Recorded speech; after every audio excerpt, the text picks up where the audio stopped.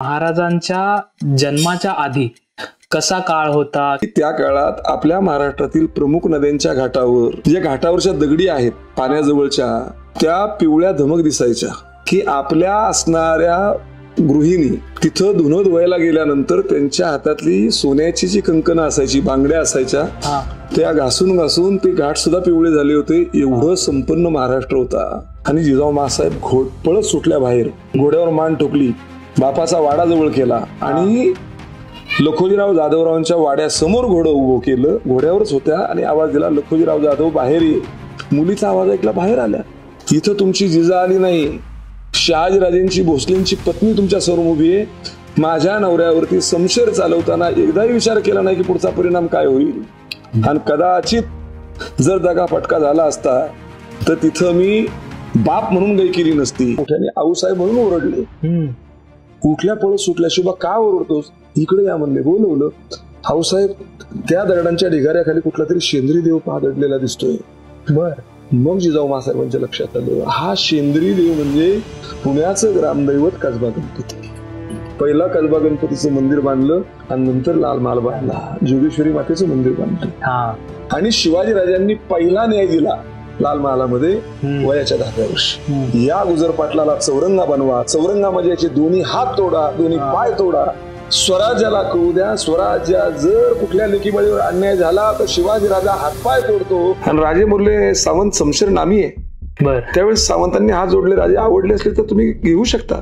राजे हसत बोलले, सावंत मला आवडलेली वस्तू मी 2 पद्धतीने घेत असतो. राजा कुठली? एक तर तिचं दाम देऊन, तिचं मोल देऊन, नाही तर युद्ध करू. तुम्हाला काय परवडणार आहे? अलीकडे वादाचा विषय झाला. शंभूराजे आणि शिवाजीराजे आग्र्याहून येताना शिवाजीराजांनी औरंगजेबाला लाच दिली. ह्या बोलणाऱ्यांना हे कळत नाही मंडळींना, शोकांतिक आहे आपल्या महाराष्ट्राची. 8 वर्षाचं लेकरू घेऊन ज्या वेळेस एक बाप हजारो मैल प्रवास करत जातो, तो काय लाच देऊन परत आहे? शंभूराजांना सांगितलं, मुजरा करा, पातशाह सलामत को मुजरा करो. शंभूराजे बोलले, आम्ही फक्त मान झुकवतो तुळजा भवानी मातेच्या चरणी, आम्ही नतमस्तक होतो आमच्या आबासाहेबांच्या चरणी, नाही मुजरा करणार आम्ही. 8 वर्षाचं लेकरू ताडताड पावलं टाकत निघून गेले. मग राजे हृदयावरती दगड ठेवून बोलले, आऊसाहेब, शंभू बाळांचा प्रवासादरम्यान दुर्दैवी मृत्यू झाला. शिवाजीराजांनी शंभूराजांचं 10वं घातलं, शंभूराजांचं 13वं घातलं आणि 14व्या दिवशी आपल्या आईच्या सदरेत गेले.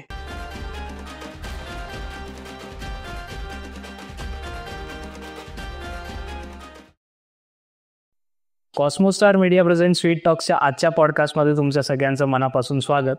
आजचा आपला विशेष पॉडकास्ट आहे, कारण की अर्थातच शिवजयंती असल्यामुळे सर्वप्रथम तुम्हाला शिवजयंतीच्या खूप खूप शुभेच्छा. आणि आजच्या या पॉडकास्टसाठी आपल्यासोबत गेस्ट आलेले आहेत, ते म्हणजे प्रख्यात शिवशंभू चरित्रकार हबप धर्मराज महाराज हांडे. महाराज, तुमचं खूप खूप स्वागत आमच्या पॉडकास्टवर. आणि आपण जसं आधी एकदा भेटून ठरवलं होतं त्याप्रमाणे आज आपण महाराजांवर पॉडकास्ट करतोय. म्हणजे छत्रपती शिवाजी महाराज, छत्रपती संभाजी महाराज यांच्यावर आपण बोलूयात. पण जसं तुमची इच्छा होती की ज्या गोष्टी ऑलरेडी सगळ्यांना माहिती आहेत त्याच परत पॉडकास्टमध्ये येण्यापेक्षा काहीतरी वेगळं आपण आज लोकांना देण्याचा प्रयत्न करूयात. तर सुरू करूयात आजच्या पॉडकास्टला. रामकृष्ण हरी. तर मला सुरुवातीला तुम्हाला हे विचारावं असं वाटेल की महाराजांच्या जन्माच्या आधी कसा काळ होता, किंवा मग काय नक्की महाराष्ट्रात चाललेलं होतं? महाराजांच्या जन्माच्या आधी आपल्या महाराष्ट्रावरती राज्य होतं राजा रामदेवराय यादव. बर. आणि त्याआधी महाराष्ट्रावरती कुणाचीच आक्रमण नव्हती. 12व्या शतकातली हा असणारा प्रसंग आहे. बर. आणि त्या कार्यकालामध्ये या महाराष्ट्राची राजधानी होती देवगिरी. बर. त्या काळात ती देवगिरी, आताचा दौलताबाद. तो जर किल्ला पाहिला, 3 ते 4 तटबंदी असणारा किल्ला आहे. महाराष्ट्रात तो एकमेव किल्ला आहे तसा. शत्रू आतमध्ये जाऊच शकत नाही, कारण की पहिली तटबंदी वेधायची, दुसरी वेधायची, आणि 3ऱ्या तटबंदीला पूर्ण बालेकिल्ल्याच्या खाली खंदक आहे. बर. आणि त्या खंदकामध्ये मगरी असायच्या. अच्छा. किल्ल्याचा नियम, सूर्यास्त झाला त्याच्यामध्ये लाकडी पूल होता, आजही तो आहे. सूर्यास्त झाला की तो पूल आपोआप बंद व्हायचा. दुश्मनात येऊ शकत नाही. दुसऱ्या दिवशी सूर्योदय झाला की तो पूल परत खाली घेतला जायचा आणि मग इजा सर्व सगळ्यांची चालायची. असा देवगिरी. आणि त्यावेळेस परकीयांची आक्रमण असल्यामुळं महाराष्ट्रामध्ये सगळा आनंद होता. साधू संतांवरती कुठल्याही प्रकारे कुणाचा अन्याय नाही. साधू संतांना किंमत होती, कलावंतांना किंमत होती, दान धर्म चालू असायची, याचकांना किंमत होती. आणि विशेष महाराष्ट्राचं सांगितलं जातं की त्या काळात आपल्या महाराष्ट्रातील प्रमुख नद्यांच्या घाटावर, ज्या घाटावरच्या दगडी आहेत पाण्याजवळच्या पायऱ्या, त्या पिवळ्या धमक दिसायच्या. आता तू विचारशील का? त्याचं उत्तर हे आहे की आपल्या असणाऱ्या गृहिणी तिथं धुणं धुवायला गेल्यानंतर त्यांच्या हातातली सोन्याची जी कंकणं असायची, बांगड्या असायच्या, त्या घासून घासून ते घाट सुद्धा पिवळे झाले होते. एवढं संपन्न महाराष्ट्र होता, एवढं धन महाराष्ट्रात होतं. आणि त्या काळामध्ये राजा रामदेवराय असा गाफील राहिला की युद्ध नाहीये, कुठलं परचक्र नाही, त्यामुळे महाराष्ट्रात आनंद होता सगळीकडं. सगळ्या नगरी शहरं सुद्धा धनधान्याने संपन्न होती. हे सगळं असताना अचानक उत्तर भारतातून अल्लाउद्दीन खिल्जी नावाचा एक उत्तर भारतातला तो 10,000 सैन्य घेऊन महाराष्ट्रात आला. 10,000 सैन्य आलं. राजा देवरायला माहिती नाही आणि त्याचं आक्रमण झालं. आणि त्याचं सैन्य, राजारामांचं सैन्य हे इतर ठिकाणी गेलेलं होतं. आणि थोडी आपल्या महाराष्ट्राला एक सांगतो, महाराष्ट्राला थोडीशी पहिल्यापासून तो शाप आहे, तिथं फितुरी झाली होती. आपल्याच लोकांनी तिथं फितुरी केली होती. आणि राजा रामदेवराय मुबलक सैन्यासह एकटा किल्ल्यात होता. आक्रमण बाहेरून सुरू झालं होतं. चाललेली ती लढाई, शेवटी राजारामांना पर्याय राहिला नाही, तिथं तह करावा लागला. तह झाला. तहामध्ये राजाराम देवरायांच्या समोर अल्लाउद्दीन खिल्जींनी मागणी केली. धन मागितलं, सगळं मागितलं, सगळं मान्य केलं, पण शेवटची मागणी होती की तुझी मुलगी मला दे. तिचं नाव जेठापल्ली उर्फ जेठाई. एकुलती एक मुलगी राजाराम यादवरायांना अल्लाउद्दीन खिल्जीला द्यावी लागली. महाराष्ट्राचं नाक तिथंच कापलं गेलं. आणि तिथून पुढं महाराष्ट्रामध्ये 350 वर्ष महाराष्ट्रामध्ये हायदोल दुश्मनांनी घातला होता. गावच्या गाव उद्ध्वस्त होत होती, गावांची मंदिरं तुटत होती, मूर्ती फुटत होत्या, मायाबापडावर अन्याय होत होते. 350 वर्ष हा कार्यकाल. आणि त्यावेळेस काही काही संतांचा अवतार सुरू झाला. पहिला अवतार त्या काळात झाला माऊली ज्ञानेश्वर महाराजांचा. माऊली ज्ञानेश्वर महाराज 1200 सालातलाच अवतार. आणि त्या काळात माऊलींनी माणसं, परागंदा झालेली माणसं जगायचं म्हणून जगत होती, एवढी कठीण परिस्थिती महाराष्ट्रामध्ये. मग ज्ञानेश्वर महाराजांचा अवतार झाला. ग्रामीण भागातली माणसं हळूहळू त्यांच्याकडे आकर्षित होऊ लागली. मग ज्ञानेश्वरी नावारूपाला आली. माझा मराठाची बोलू कौतुके परी अमृता पै पैजा जिंके ऐशी अक्षरे रसिके मिळवीन. सुरुवात झाली. ओम नमो जी आद्या त्यांनी सुरुवात झाली. मग मंदिरातून हरिपाठ सुरू झाले, भजनं सुरू झाली. परत मंदिरं, मूर्ती नसताना सुद्धा मंदिरातून भजनं सुरू झाली. हे माऊलींच्या 22 वर्षापर्यंत चाललं. ज्ञानेश्वर महाराजांनी समाधी घेतली. समाधीनंतर परत महाराष्ट्र पोरका झाला. आणि माऊलींच्या समाधीनंतर साधारण 150 वर्षांनी नाथबाबांचा जन्म झाला. शांतीब्रह्म एकनाथ महाराज, तो सुद्धा श्री क्षेत्र पैठण इथं. आणि मग नाथबाबा नावारूपाला येऊ लागले. आणि नाथबाबांनी मग भारुडं, भजनं, गवळणींच्या रूपाने समाजमनामध्ये घर केलं. आणि एकनाथ महाराज ज्यावेळेस मंदिरांची ती अवस्था पाहिली, एकनाथ महाराज रडले अक्षरशः, देवा ही काय अवस्था आहे. आणि मग त्यावेळेस एकनाथ महाराजांनी अभंग तयार केला.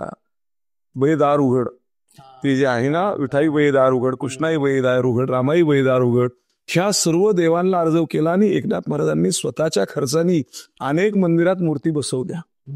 आणि माणसांना परत माणसं माणसात येऊ लागली. ही मालिका ज्ञानेश्वर महाराजांपासून नामदेव महाराज, एकनाथ महाराज, हे सगळे संत तुकाराम महाराजांपर्यंत ह्या संतांनी खऱ्या अर्थानं केलेली महाराष्ट्रातली क्रांती. आणि मग त्यानंतर देवगिरीवरती अल्लाउद्दीन खिल्जीचं राज्य आहे, मोगलांचं शासन आहे. त्या कार्यकालात आपली काही मराठी माणसं, मराठी घराणी थोडी उदयाला येऊ लागली होती. त्या घराण्यामध्ये पहिलं घराणं आहे बाबाजीराजे भोसले. खरं सुरुवातीला राजे नाही, बाबाजी भोसले. हे श्री क्षेत्र वेरूळ. बाबाजी भोसले उत्तर भारतातलीच सिसोदिया घराणं. बरीचशी आपल्या महाराष्ट्रातली घराणी जी महत्वाची आहेत ती उत्तर भारतातून इकडे आलेली आहेत. अच्छा. त्यापैकी आमचं घराणं आहे. अच्छा. ती मंडळी उत्तर भारतातून इकडे आली. बाबाजी भोसले परिवारासह काही त्यांचे मुग परिवार वेरूळमध्ये दाखल झाले. तिथं त्यांचा परिवार वाढत गेला आणि बाबाजी भोसलेंना त्या परिसरात 10 गावची पाटीलकी होती. एक सत्वशील पाटील म्हणून त्यांनी काम केलं. आणि हे करत असताना त्यांच्या पोटी पुत्ररत्न जन्माला आली. मग मालोजीराजे भोसले असतील, विठोजीराजे भोसले असतील, यांना कालनपरत्वे मुलं झाली. मालोजींना मुलं झाली, विठोजींना मुलं झाली. मालोजीराजांना शहाजीराजे आणि शरीफजीराजे अशी 2 मुलं झाली. आणि विठोजींना 8 मुलं होती. विठोजींची 8, मालोजींची 2 अशी 10 मराठे सरदार हळूहळू आता वयाने वाढू लागले. आणि मग समशिरी यादू लागले. मालोजीराजे आणि विठोजीराजे देवगिरीवरती त्यांनाही सरदारकीच होती. अच्छा. हे सगळं चालू होतं. आणि त्यांच्या कार्यकालामध्ये शेताची नांगरट चालू होती. त्या नांगरणीमध्ये नांगरीला एक थाळाला काहीतरी लागलं खाली, म्हणून खोदकाम झालं. धनाचे 2 हांडे सापडले मोहरांचे. मग आता मिळालेलं हे इकडं कळवायचं नाही, आलं खिलजीला. मग त्यांनी काय केलं, त्याचं काहीतरी करायचं. मग पहिला श्री गणेश महाराष्ट्रात झाला तो घृष्णेश्वराचं मंदिर बांधलं. पहिलं काम पवित्र केलं. आणि दुसरं काम केलं की त्यांचं असणारं कुलदैवत शिखर शिंगणापूर हळूहळू ते धन लपून आणलं. शिखर शिंगणापूरचं मंदिर बांधलं. मंदिराच्या पायथ्याला सुंदर तळं बांधलं. तिथे एक मठ बांधला. लोकांना अन्नदानाची व्यवस्था त्या काळात तिथं सुरू झाली. आणि मग सुरुवात झाली भोसले घराण्याच्या उदयाची. सुरुवात बाबाजी भोसलेंपासून, नंतर ही विठोजीराजे आणि त्यांचे बंधू मालोजीराजे या मंडळींनी सुरुवात केली. मुलं सुद्धा तलवारबाज झाली. आणि मग शेवटी जरी सरदार असले तरी मोगलांकडे चाकरीत चालू होती. त्या दरम्यान राजा शिंदखेडला लखोजीराजे जाधवरावांचा परिवार उदयाला आलेला होता. लखोजीराजे आणि ही खंडागळे वगैरे ही मंडळी लखोजीराजेंच्या बाजूनी, पण शेवटी चाकरी करत होते, काम करत होते दुश्मनांसाठीच, परकीयांसाठीच. आणि त्या कार्यकालामध्ये एक क्रांतीचा उदय झाला. लखोजीराजे भोसलेंच्या परिवारामध्ये पुत्ररत्न झालीच, पण एक कन्यारत्न जन्माला आलं. त्या कन्यारत्नाचं नाव आहे जीव. अच्छा. काय? जीव. लहानपणी तिचं नाव जीव होतं. थोडी मोठी झाली तिचं नाव जिजा झालं. आणि वयात आल्या त्यावेळेस नाव जिजाऊ झालं. पण लखोजीराव तिला जीवच म्हणायचे किंवा जिजा म्हणायचे. लहानपणीच तलवारबाजी. म्हणतात ना, बाळाचे पाय पाळण्यात दिसतात, हे प्रतीक आहे त्याचं. आई ओरडायची, अगं मुलगी आहेस तू, मुलीच्या हाती समशीर शोभत नाही, तू धुणं भांडी स्वयंपाकात काहीतरी पारंगत हो. पण म्हणतात ना की ते रक्तच तसं होतं, पुढे भविष्यात काहीतरी घडायचं होतं. आईशी भांडणं करून सुद्धा पोरांच्या तलवारबाजी व्यायाम करायच्या त्या काळात व्यायामशाळेत. आणि लखोजीरावांचं एवढं प्रेम होतं, पत्नीला ओरडायचे, तिला अजिबात ओरडायचं नाही, तिची आवडे तिला जोपासू दे. ते स्वतः तिला दानपट्टा शिकवायचे, तिला तलवारबाजी शिकवायचे. ते सगळं सुरू झालं. आणि मग एक दिवशी काही कार्यक्रमानिमित्त ज्यावेळेस देवगिरीवरती येणं झालं, मालोजीराजेंनी पाहिलं शहाजीराजे वयात आलेले होते. अच्छा.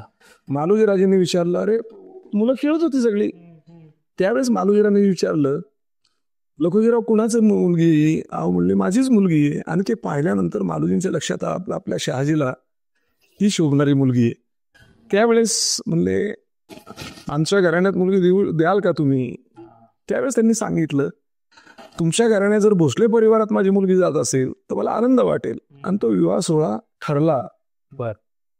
तो संपन्न झाला. आणि मग जाधवराव आणि भोसले परिवार एकत्र आला. आता मराठ्यांना बळकटी मिळाली.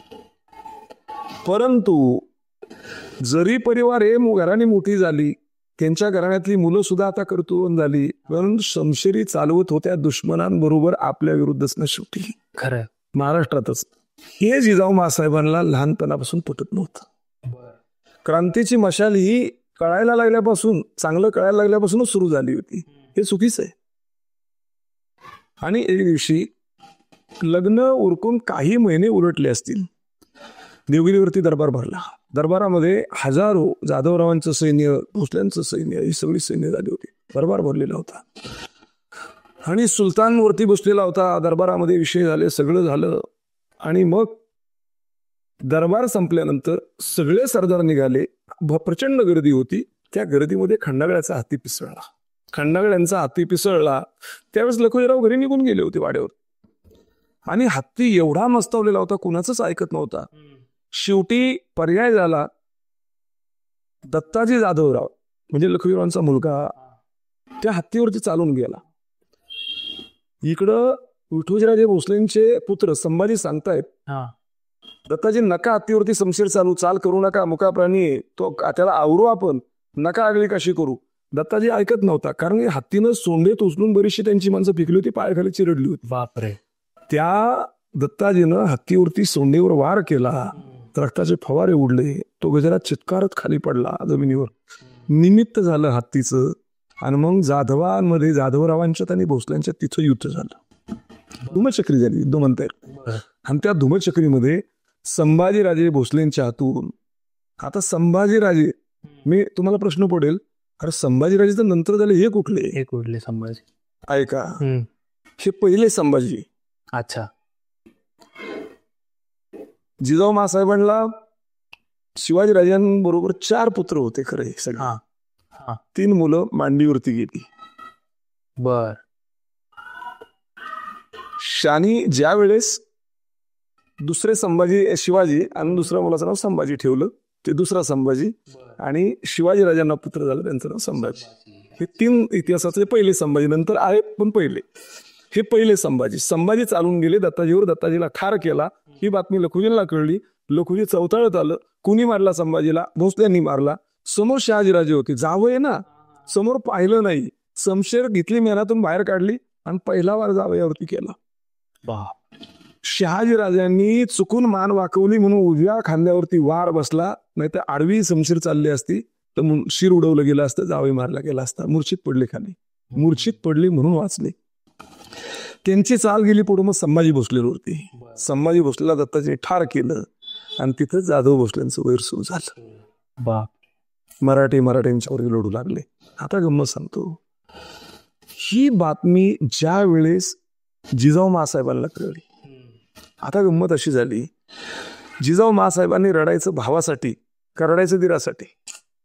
एका बाजूला भाव मारला गेलाय, एका बाजूला बीर मारला गेलाय. शहाजीराजांना तिथून आणलं गेलं. जखमेवरती मलमपट्टी चालू होती. कळल्यानंतर जिजाऊ मासाहेब त्यांच्या जवळ आल्या. रागाने शहाजीराजे पाहत होते. काय झालं विचारलं, शब्द बोलले नाहीत. नेत्रकटाक्ष जळजळीत टाकले. लक्षात आलं प्रचंड क्रोध आहे. आणि कुणीतरी सांगितलं, लखुजीरावांनी शहाजीराजांच्यावरती वार केला, वाचले, मान वाकवली म्हणून, नाही तर शिरच्छेद झाला असता. आता पहा, शहाजीराजे रागाने पाहत आहे. जिजाऊ मासाहेब उठल्या, बाजूला ठेवलेली शमशीर घेतली, कमरेला शेला गुंडाळला, शमशीर म्यान केली आणि जिजाऊ मासाहेब घोटपळत सुटल्या बाहेर. शहाजीराजांच्या लक्षात आलं काय होणार आहे पुढं. ते स्वभाव माहिती होता. मावळ्यांना मागं पाठवलं असं ठराविक. घोड्यावर मान टोकली, बापाचा वाडा जवळ केला आणि लखुजीराव जाधवरावांच्या वाड्यासमोर घोडं उभं केलं. घोड्यावरच होत्या आणि आवाज दिला, लखुजीराव जाधव बाहेर ये. मुलीचा आवाज ऐकला, बाहेर आल्या. आल्यानंतर लखुजीराव पाहतात, जिजा कशासाठी आलीस तू? इथं तुमची जिजा आली नाही, शहाजीराजेंची भोसलेंची पत्नी तुमच्या समोर उभी आहे. माझ्या नवऱ्यावरती शमशेर चालवताना एकदाही विचार केला नाही की पुढचा परिणाम काय होईल. आणि कदाचित जर दगाफटका झाला असता तर तिथं मी बाप म्हणून काही केली नसती. आणि समोर बोलताना अगं म्हणलं, मी बाप याचा विचार कर म्हणून सांगते, म्हणले मी तुमची मुलगी म्हणून आले नाही, भोसल्यांची सून म्हणून तुमच्या समोर उभी आहे. एक सांगते, या उपर जर माझ्या पतीकडे वाकड्या नजरेनं पाहाल तर गाठ या जिजाऊशी म्हणून लक्षात ठेवा. आणि तिथून जिजाऊ मासाहेब निघाल्या. परत शहाजीराजांना हे कळलं. कळल्यानंतर शहाजीराजे ओरडले, दुश्मनी आमची झाली, तुम्हाला यात नाक खुपसायची गरज नव्हती. त्यावेळी जिजाऊ मासाहेब बोलल्या, तुम्ही माझ्या कुंकवाचे धनी आहात. जशी माझी जबाबदारी तुमच्यावरती आहे ना, तशी तुमचं सुद्धा सर्वस्व माझ्याजवळ आहे. त्यामुळं मी केलं ते योग्य केलं. मग शहाजीराजांनी ठरवलं, कारण लखुजीराव जाधव मारायला टपलेलेच होते. मग त्यांनी देवगिरी सोडायचं ठरवलं वेरूळ. आणि मग शहाजीराजांचा काफिला निघाला, सगळं सैन्य निघालं, येऊन आले नगरला. आणि नगरला आल्यानंतर मग इकडून शहाजीराजांनी मोगलशाही सोडली. मग इकडं आदिलशाही आले, सगळे प्रकार झाले.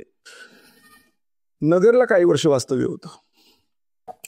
आणि नगरला वास्तव्य झाल्यानंतर तिथं एक दिवशी रात्री भोजनं चालली होती. भोजनं चालली असताना त्यांना कळलं, मग एक गुप्तहेराला सांगत, लखुजीराव भोसले सैन्य घेऊन तुम्हाला पकडायला आलाय, मारायला आलाय. बर. ते लखुजीरावला घाबरत नव्हते, पण त्यावेळेस प्रसंग असा होता, जिजाऊ मासाहेबांना दिवस गेलेले होते. अच्छा. आता प्रसंग आणीबाणीचा आहे. जिजाऊ मासाहेबांना आणि सगळ्यांना सुरक्षित घरटं असावं, सुरक्षित ठिकाण असावं, म्हणून त्यांच्या डोळ्यासमोर सुरक्षित ठिकाण आलं ते म्हणजे नाणे घाटाच्या ओठात आणि भीमाशंकराच्या जटेत वसलेला असणारा किल्ले शिवनेरी. याच्याशिवाय सुरक्षित घरटं नाही. रात्रीची भोजनानंतर ठराव झाला, उद्या पहाटे आपल्याला निघायचंय. जिजाऊ मासाहेबांना कुठं की प्रवासादरम्यान सांगतो, निघायचं. झाली रात्रीच तयारी. बैलगाड्या वगैरे सगळं झालं, घोड्यांवरती सगळी सामान निघालं सैन्याचं. जिजाऊ मासाहेब शिवाजी आपलं जिजाऊ मासाहेब आणि शहाजीराजे निघाले मजल करत. 5वा महिना चालू आहे, प्रवास झेपत नव्हता. काही मुक्काम करत करत शिवनेरी 25 मैलावर राहिलाय. संध्याकाळची वेळ, सूर्य अस्ताला चाललाय. जिजाऊ मासाहेबांच्या उदरात वेदना होऊ लागल्या. आणि मग जिजाऊ मासाहेबांनी लगाम खेचली, पुढं थांबलं, खाली उतरल्या, झाडाखाली एका दगडावरती बसल्या. तोपर्यंत शहाजीराजे पुढे निघून गेले होते. एक सैनिक, एक मावळा घोडा दौडला, त्यांनी शहाजीराजांजवळ गेला, म्हणले, राज राणी सरकार मागच थांबले. ती घोडा फिरवला, जवळ आले. उठा राणी सरकार, सूर्य अस्ताला चाललाय, शिवनेरी जवळ आलेले, जुन्नर आपल्याला पोहोचायचंय, अंधार होईल.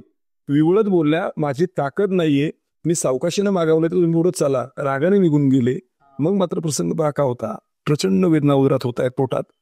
तसंच पोटावरती हात धरला, घोड्यावरती मान ठोकली, डाव्या हाताने लगाम, उजवा हात पोटावरती, घोडदौड चालली. पहा आईची अवस्था कशी आहे.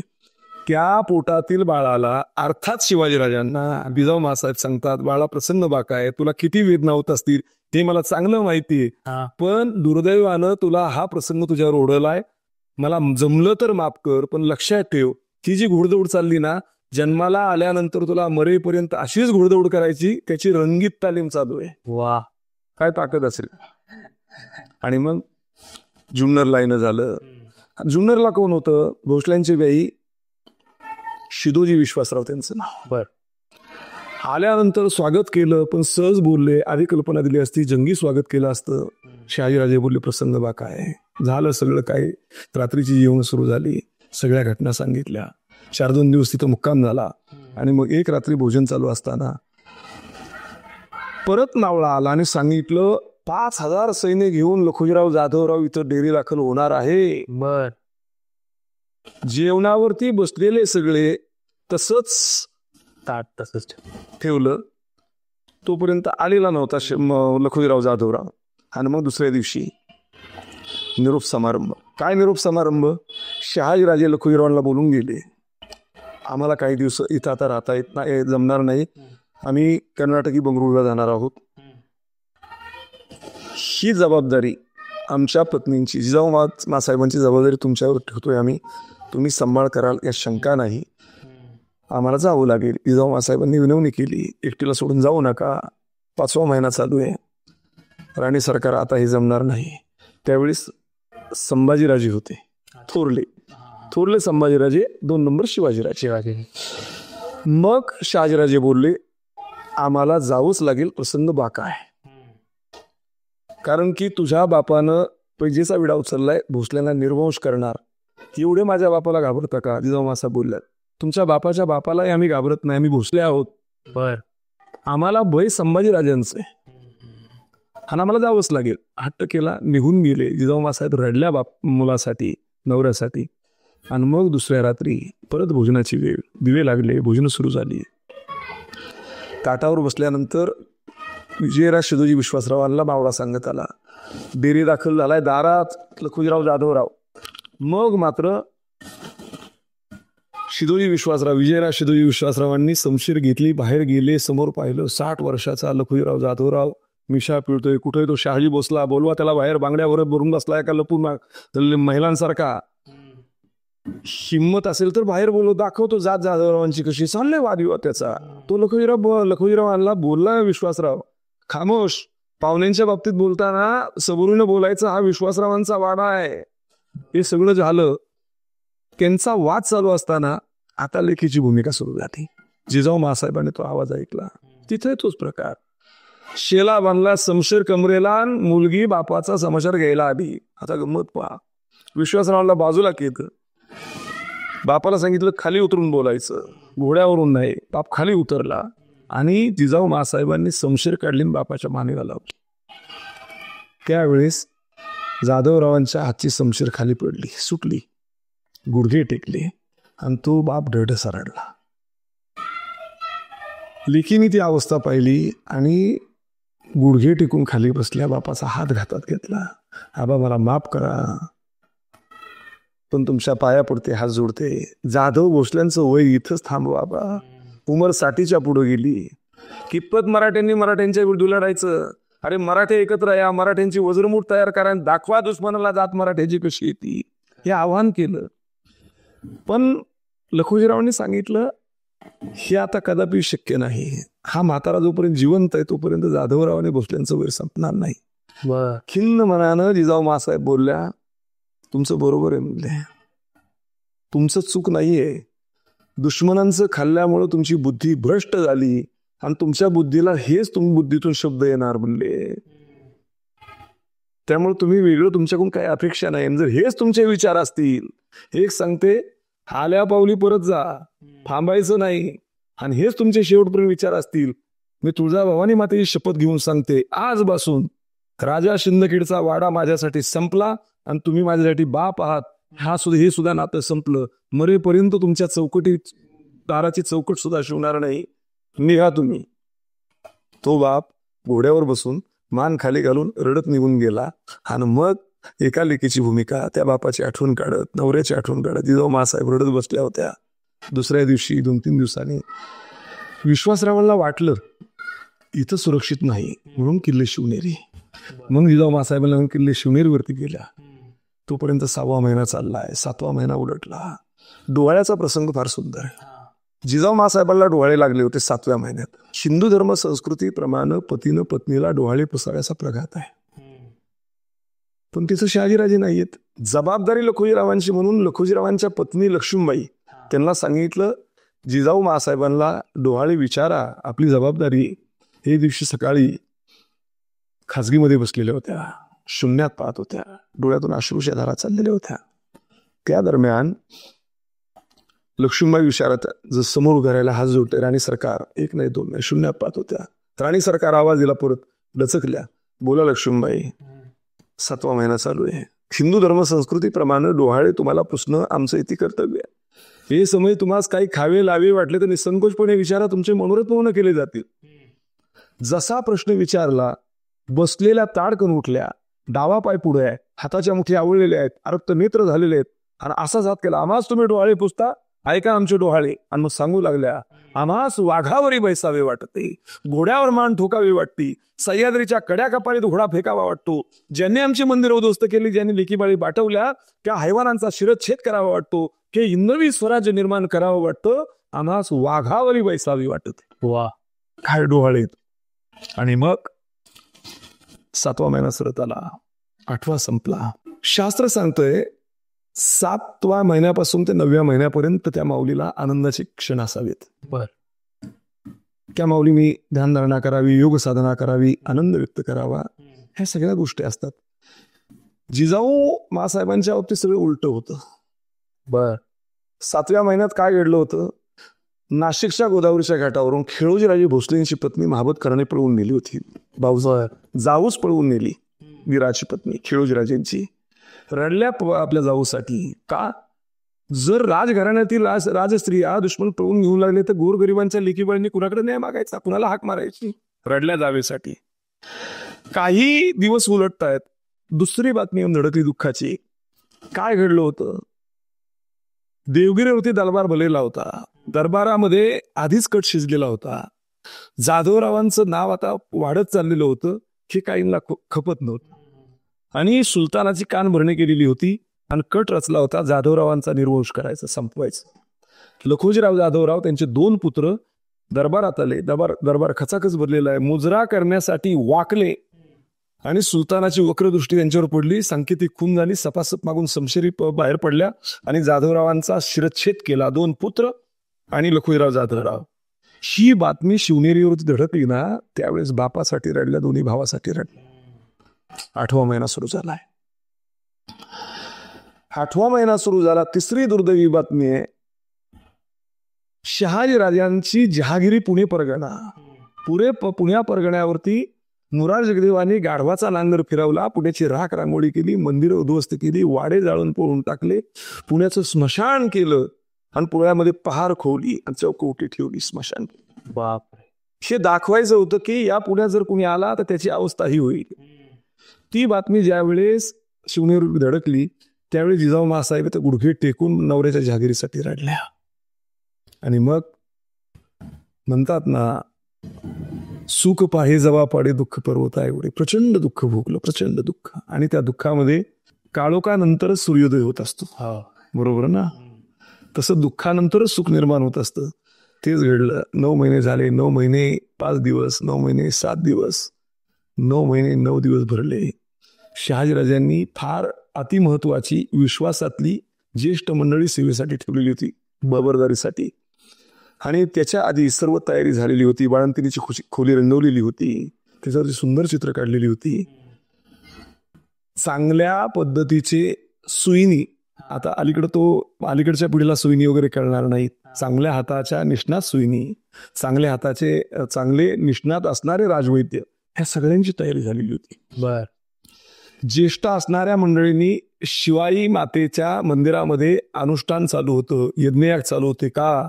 राणी सरकार सुखरू, बाळाने राणी सरकार असाव्यात, ही सगळी तयारी झालेली होती. दुपारची जेवण झाली. दिवस होता 19 फेब्रुवारी 1630. दुपारची जेवण झाली आणि जिजाऊ मासाहेबांच्या पोटात दुखायला लागलं. सांकेतिक गोष्टी कळल्या अनुभवी स्त्रियांना. त्यांना बाळंतिणीच्या खोलीत नेण्यात आलं. दुपारनंतर दुपार सरली, सूर्यास्त होत आला. आतून काहीच निरूप नाही. विजयराज शिदोजी विश्वासराव सदरेमध्ये चक्रा मारतायत. खाली जी ज्येष्ठ मंडळी अनुष्ठान चाललंय, यज्ञयाग चाललाय, त्यांना तणाव मनामध्ये आहे. काय होतंय? निरोप तर आलेला नाहीये. सगळे प्रयत्न प्रत्येकाचे चालू आहेत आणि सुईणींचे प्रयत्न चाललेत. दाशी जरा घालतायत. विचारतायत उशिराचं, काय? अजून काहीच नाही राज. आणि मग रात्र वाढत चालली. रातकडे किरकिर करत होते. तणाव वाढलेला होता. काय नक्की घडतंय? आणि मग रात्रीच्या वेळी अंधकारामध्ये बाळंतिणीच्या खोलीचा दरवाजा उघडला गेला. एक दाशी पळत आली. तिने टाळी वाजवली. म्हणले, राज, आनंदाची बातमी आहे. विश्वासराव बोलले, काय झालं? जिजाऊ मासाहेबांना पुत्र झाला. जिजाऊ मासाहेबांना पुत्र झाला. केवढा आनंद झाला शिवनेरीवरती. त्या आनंदाच्या भरामध्ये विश्वासरावांनी कमरेची असणारी सोन्याची थैली तिच्या अंगावर भिरकवली दाशीच्या. आणि मग सगळ्या सह्याद्रीला कळलं काय झालं. क्रांतीचा उदय झाला. जिजाऊ मासाहेबांना पुत्र झाला. महाराष्ट्राला पुत्र झाला. दुश्मनांचा कर्दनकाळ 19 फेब्रुवारी 1630 रोजी तारखीप्रमाणे जन्माला आला. शिवाजीराजांचा जन्म झाला. मग आनंद उत्सव. हा सर्व इतिहास सांगायला आहे ना, 1.5-2 तासाचं काम नाही ते आहे. मग दुसऱ्या दिवशी सूर्याचं दर्शन. तर 16 संस्कारापैकी एक आहे. बर. शिवाजीराजांना सूर्याचं दर्शन करण्यासाठी कोवळ्या सूर्याची किरण सज्जामध्ये आणण्यात आलं. शिवाजीराजांना असं धरलं आणि मग सूर्यनारायणाची प्रकाश किरण राजांच्या डोळ्यावरती पडली. बाल शिवबानी सूर्यनारायणाला पाहिलं आणि सूर्यनारायणाने शिवाचं दर्शन घेतलं. का? शिवाजीराजे हे शिवाचा अवतार होते. लक्षात. मी गमतीनं सांगत असतो, नाव शिवाजी बारसं झालं ना, त्यावेळेस नाव ठेवलं शिवाजी. का शिवाजी नाव ठेवलं? शिवाचा अवतार म्हणून शिवाजी, शिवाई मातेचा प्रसाद म्हणून शिवाजी. आणि जरा नाव उलट करायचं, शिवाजीचं उलट करायचं. काय होतं? जीवाशी. जो राजा आयुष्यभर आपल्या जीवाशी खेळला त्याचं नाव शिवाजी. लक्षात ठेवा. आणि अशी शिवाजीराजांची ही जन्मकथा जन्मापर्यंतची आहे. वा. तर तुम्ही एवढं मस्त सांगताय की आमच्या समोर ते सगळे संघ डोळ्यासमोर येत आहेत. महाराज, आत्ता आपण जसं शिवनेरीपर्यंत म्हणजे छत्रपती शिवाजी महाराजांच्या जन्मापर्यंत आलो. आता त्याच्या पुढच्या ज्या गोष्टी आहेत की म्हणजे थोडक्यात विचारायचं झालं तर मग स्वराज्याची सुरुवात कशी काय झाली, महाराजांनी कशी केली? स्वराज्याची सुरुवात राजे कलाकाराने वाढू लागले. राजांचं वय 8 वर्षाचं झालं. जिजाऊ मासाहेबांनी विचार केला की पाहुण्यांच्या घरी किती वर्ष राहायचं आपण. शेवटी एक सन्मान, काही गोष्टी असतात मनावर त्यांच्या ते वाटत होतं आणि मनामध्ये क्रांतीची मशाल पेटत होती की तिथं थांबून जमणार नाही, किल्ल्यावर बसून जमणार नाही, काहीतरी घडलं पाहिजे. बरोबर.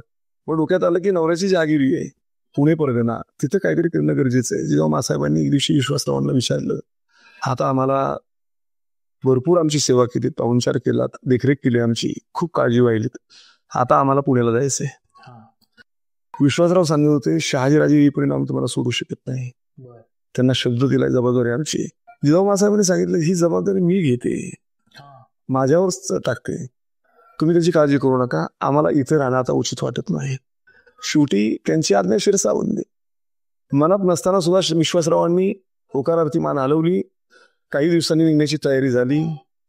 सगळे निवडक जी मंडळी, सरदार मंडळी होती जुनी जाणती, ती सगळी घेऊन जिजाऊ मासाहेब मजल दर मजल करत शिवनेरी सोडलं. शिवनेरी सोडून पुण्याकडे कूच झाली. पुण्यात आल्या कुठं, मोठा नदीच्या पहिल्या तीराला.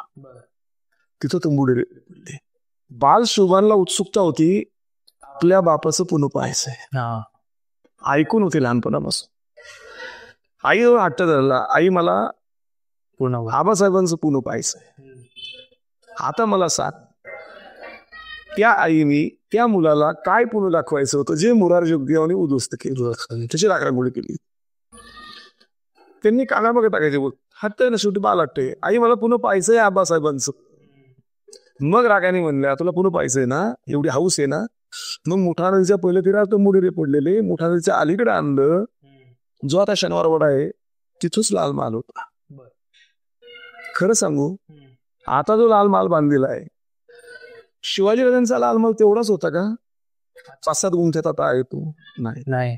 शनिवारवाडीची जी परिसर तो जागा आहे ना, ती लाल महालाची जागा पूर्वीची. बर. आणलं तिथं, समोर पाहिलं जिजाऊ मासाहेबांनी, ते उद्ध्वस्त झाली. घरं मंदिरं पाहिली, गुडघे टेकले, धाय मोकलून रडल्या. शिवाजीराजे हळूहळू पुढे चाललेले होते एकटेच. आणि त्यांच्या लक्षात आलं, डाव्या बाजूला म्हणजे पूर्वेच्या बाजूला कुठल्या तरी मातीचा दगडांचा ढिगारा पडलेला आहे. कुतूहलानं पाहायला गेले, त्या ढिगाऱ्याखाली कुठला तरी शेंद्री देव गुदमरलेला आहे. त्याच्यात ढिगाऱ्याखाली लक्षात आलं, मोठ्याने आऊसाहेब म्हणून ओरडले. कुठल्या पळून सुटल्या, शुभा का ओरडतोस, इकडे या म्हणले. बोलवलं, आऊसाहेब त्या दगडांच्या ढिगाऱ्याखाली कुठला तरी शेंद्री देव पादडलेला दिसतोय. मग जिजाऊ मासाहेबांच्या लक्षात आलं, हा शेंद्री देव म्हणजे पुण्याचं ग्रामदैवत कसबा गणपती. अच्छा. कामगारांना बोलवलं, मावळ्यांना बोलवलं, सपासप दगडी सगळ्या बाजूला करायला लावल्या, ढिगारे बाजूला झाले, दिवसाभरात सगळं मोकळं केलं आणि कसबा गणपती बाप्पांनी मोकळा श्वास घेतला. मग दादूजी काका, दादूजी कोणी, हे सगळ्यांना ज्येष्ठांना बोलवलं आणि विनंती केली, आवास रावयास घर कधी होईल, पण पहिलं देवाला घर करा. स्वराज्याची सुरुवात गणरायाचं मंदिर बांधून करूयात. पहिला कसबा गणपतीचं मंदिर बांधलं आणि नंतर लाल महाल बांधला, जोगेश्वरी मातेचं मंदिर बांधलं आणि स्वराज्याची सुरुवात तिथे झाली. आणि मग शिवाजीराजे त्यांच्या हातून गेलेली सगळी पराक्रम झालेली माणसं पुण्यातून सगळ्यांना अवतार धाडली, निरोप धाडले, सगळ्यांना बोलवलं, सगळ्यांना विश्वास दिला, प्रत्येकाला अवजारं दिली, प्रत्येकाला शेती वाटून दिली आणि प्रत्येकाला जबाबदारी दिली. आणि सुरुवात त्याची जिजाऊ मासाहेबांनी शुभसंकेत म्हणून केली. सोन्याच्या नांगरानं पुण्याची जमीन नांगरली, म्हणजे शिवाजीराजांच्या हातून नांगरली.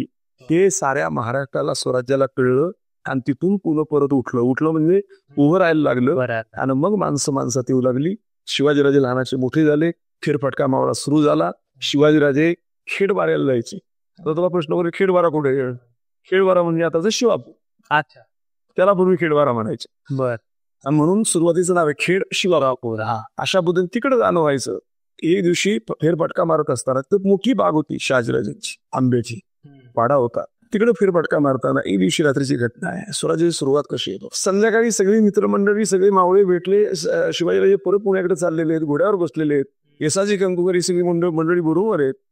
आणि त्यावेळेस तेच म्हातारं डोंगरातून ओरडत येतो तर राजे थांबा, जाऊ नका, राजे थांबा, जाऊ नका, ढोपर होताय, पडतंय, उठतंय, रक्तबंबाळ झालेलं होतं. राजांजवळ आलं. घोड्यावर राजे होते, त्यांचा पाय पकडला राजांचा आणि डसारा राहिला. राजे खाली उतरले, त्याला जवळ केले, डोळे पुसले. बाबा रडू नका, काय घडले ती नीट सांगा. आणि मग तो म्हातारा सांगू लागला, राज माझ्या लेखीची आबरू उठली गेली. राजे उद्विग्न झाले. कुणी? पाटलाने उठले. कुठला पाटील? माझं गाव रांजे म्हणले. रांजेच्या गुजर पाटलानं माझ्या पोरीची आबरू लुटली. राजांना वाईट वाटलं. येसाजी गंगाला सांगितलं, ताबडतोब जा, राजांच्या गुजर पाटलाला मुसक्या बांधा, त्याच्या आमच्या जवळ आणा. येसाजी 25 मावळे घेऊन गेले. गुजर पाटलाच्या वाड्यावरशी घोड्यावरून खाली उतरले. आवाज दिला. शिवाजीराजांनी बोलवले. तो गुजर पाटील बोलला, मी तुझ्या राजाला मानित नाही, मी गावचा पाटील आहे. तू अन्याय केलाय का गरीबाच्या लेकीवर?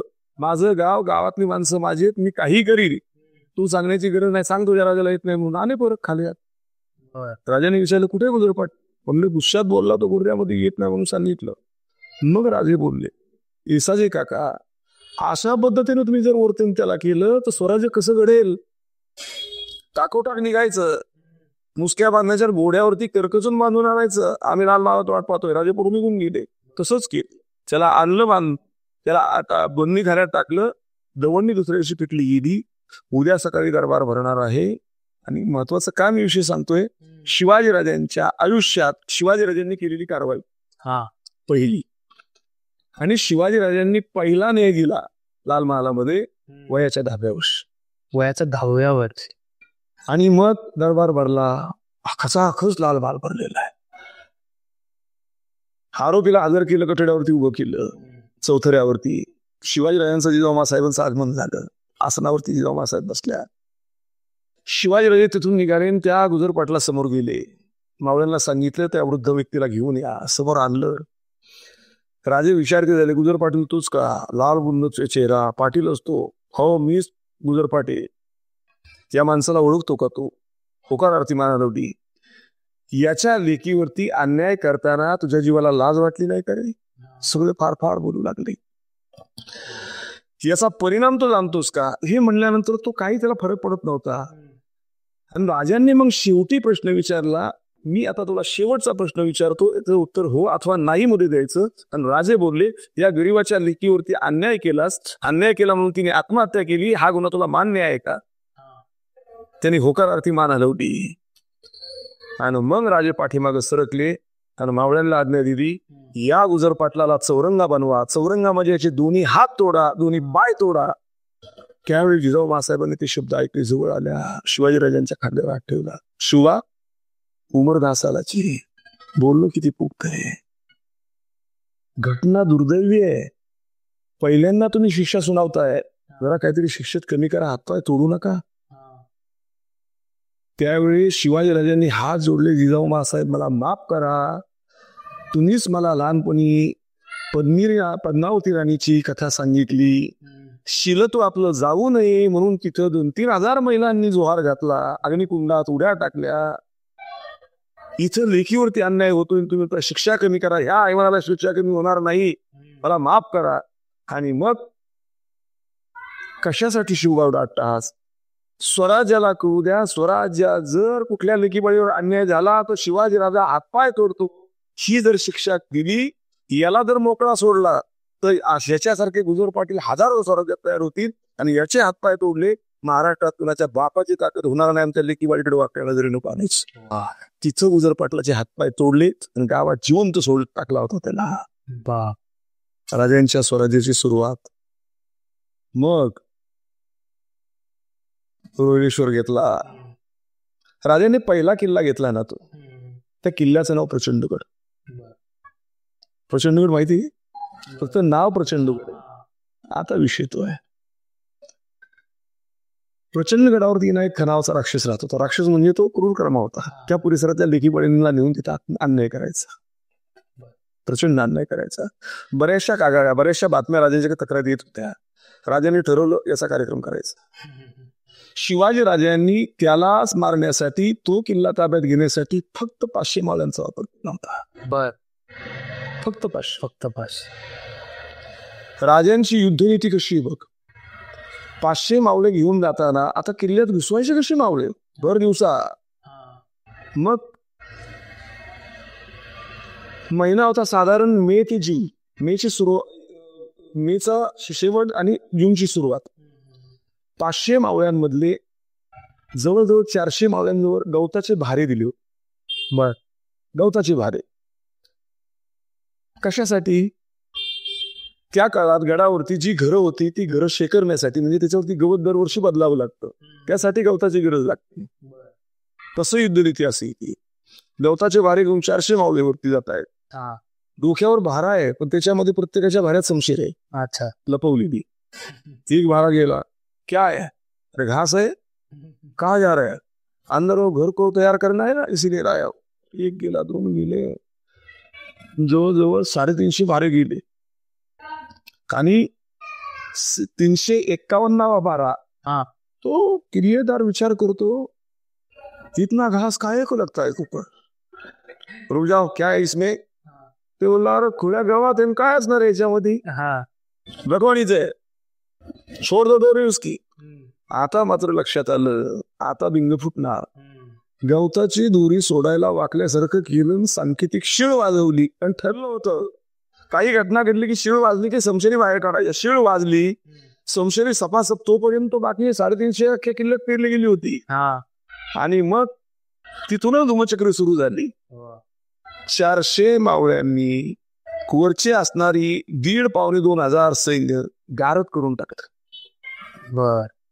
प्रचंड धुमचक्री, पहिलं युद्ध परत. आणि मग राजांना वर्दी कळली, राजे वरती आले, त्या दुश्मनीला बांधला, तुफेला बांधला. आणि स्वतः राजांनी बत्ती दिली, ठिकऱ्या करून टाकलं. ही राजांची सुरुवात आहे. इतिहासात काही गोष्टी थोड्या काल्पनिक आहेत, काही गोष्टीचा फरक आहे. वाचनात काही गोष्टी आल्या त्या पद्धतीने सांगावं लागतं. हे राजांचं पहिलं प्रकरण. राजांनी खरं दुश्मनाविरुद्ध जे युद्ध केलं ना, खरं युद्ध, ते पुरंदरचं झालं. बर. बर. पुरंदरच्या युद्धातली आता इथं जो प्रकार झाला, प्रसंगाचा सण त्याला अटकाव करायचा होता. राजांनी तिथं तो तोरणा घेतला ना, त्यावेळेस तो सुरुवातीचं नाव त्याचं प्रचंडगड आहे. बर. नंतर आणि स्वराज्यात पहिला किल्ला आला, स्वराज्याचं तोरण पहिलं बांधलं किल्ल्याला, म्हणून त्याचं नाव तोरणा ठेवलं. असे बरेच किल्ले की प्रसंगाचा नाव गेले. मग त्यातला एक आहे गड आला पण सिंह. कोंढाण्यात. पहिलं कोंढाणा, म्हणजे आपल्या मित्राची आठवण म्हणून. तो सिंहासारखा होता तानाजी मालुसरे, सुभेदार तानाजी मालुसरे, म्हणून त्याचं नाव कोंढाण्याचं सिंहगड केलं. राजांनी जो पहिलं युद्ध जिंकलं ना, ते अगदी वाखाणण्यासारखं आहे. पुरंदरचं युद्ध, त्याचं नेतृत्व खालून दुश्मनाच्या करत होता फतेह खान.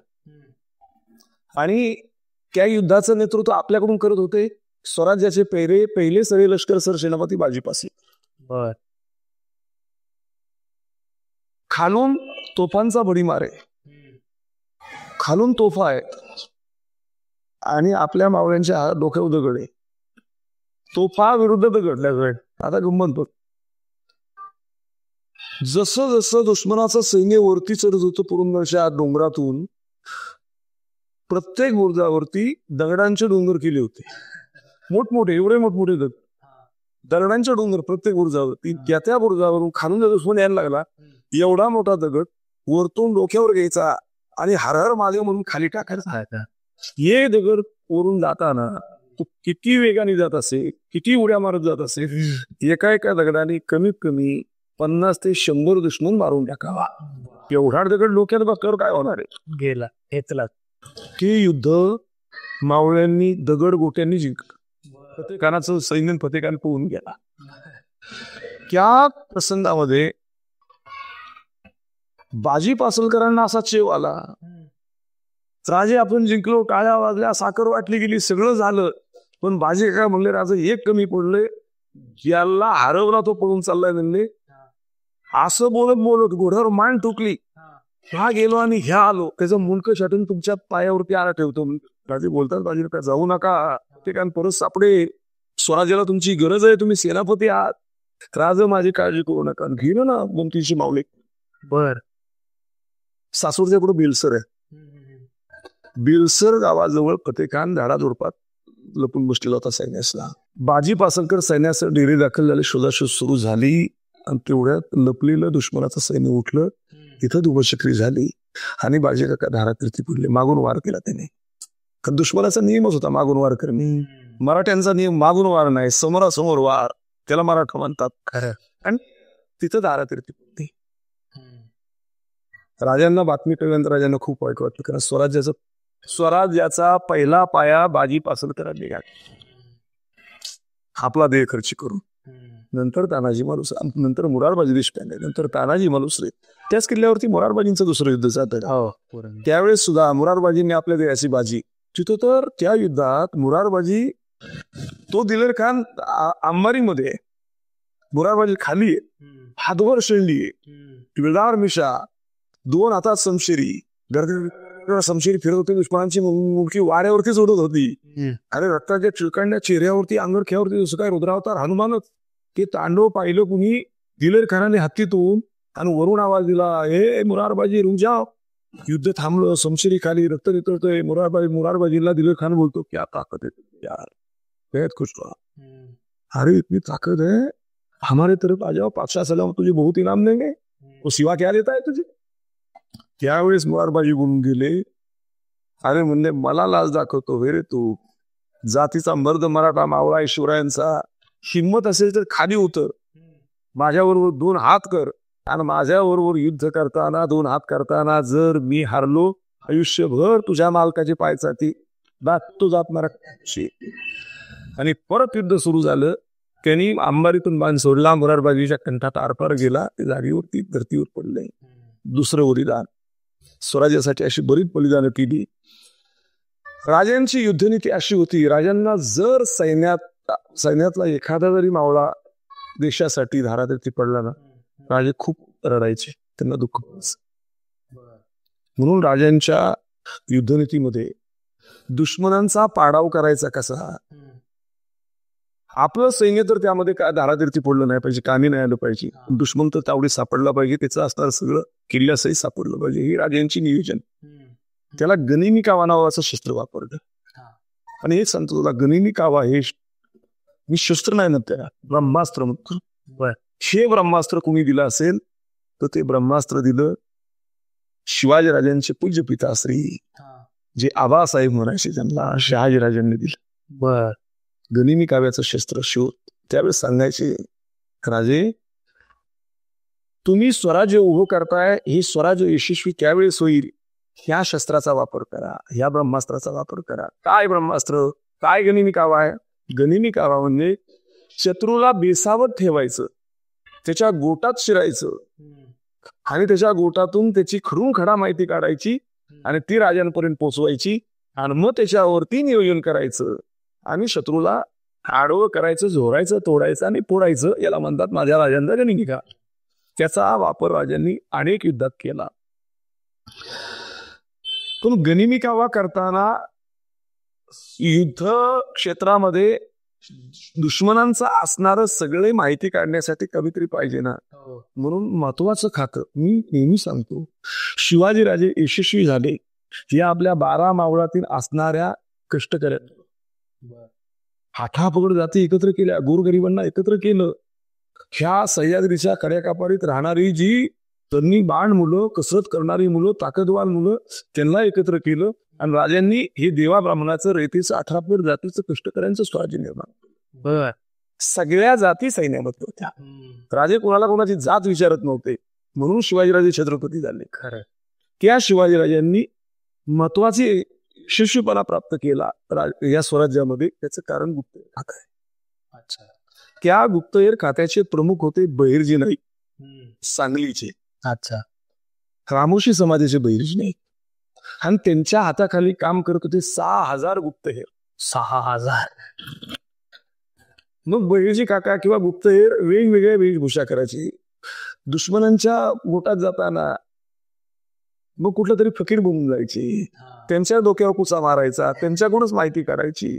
कधी कधी गोंधळी म्हणून जायचे, कधी कधी धनगर म्हणून जायचे, कधी कधी गोसावी म्हणून जायचे, वेगवेगळ्या त्यांच्या शैल्या असायच्या.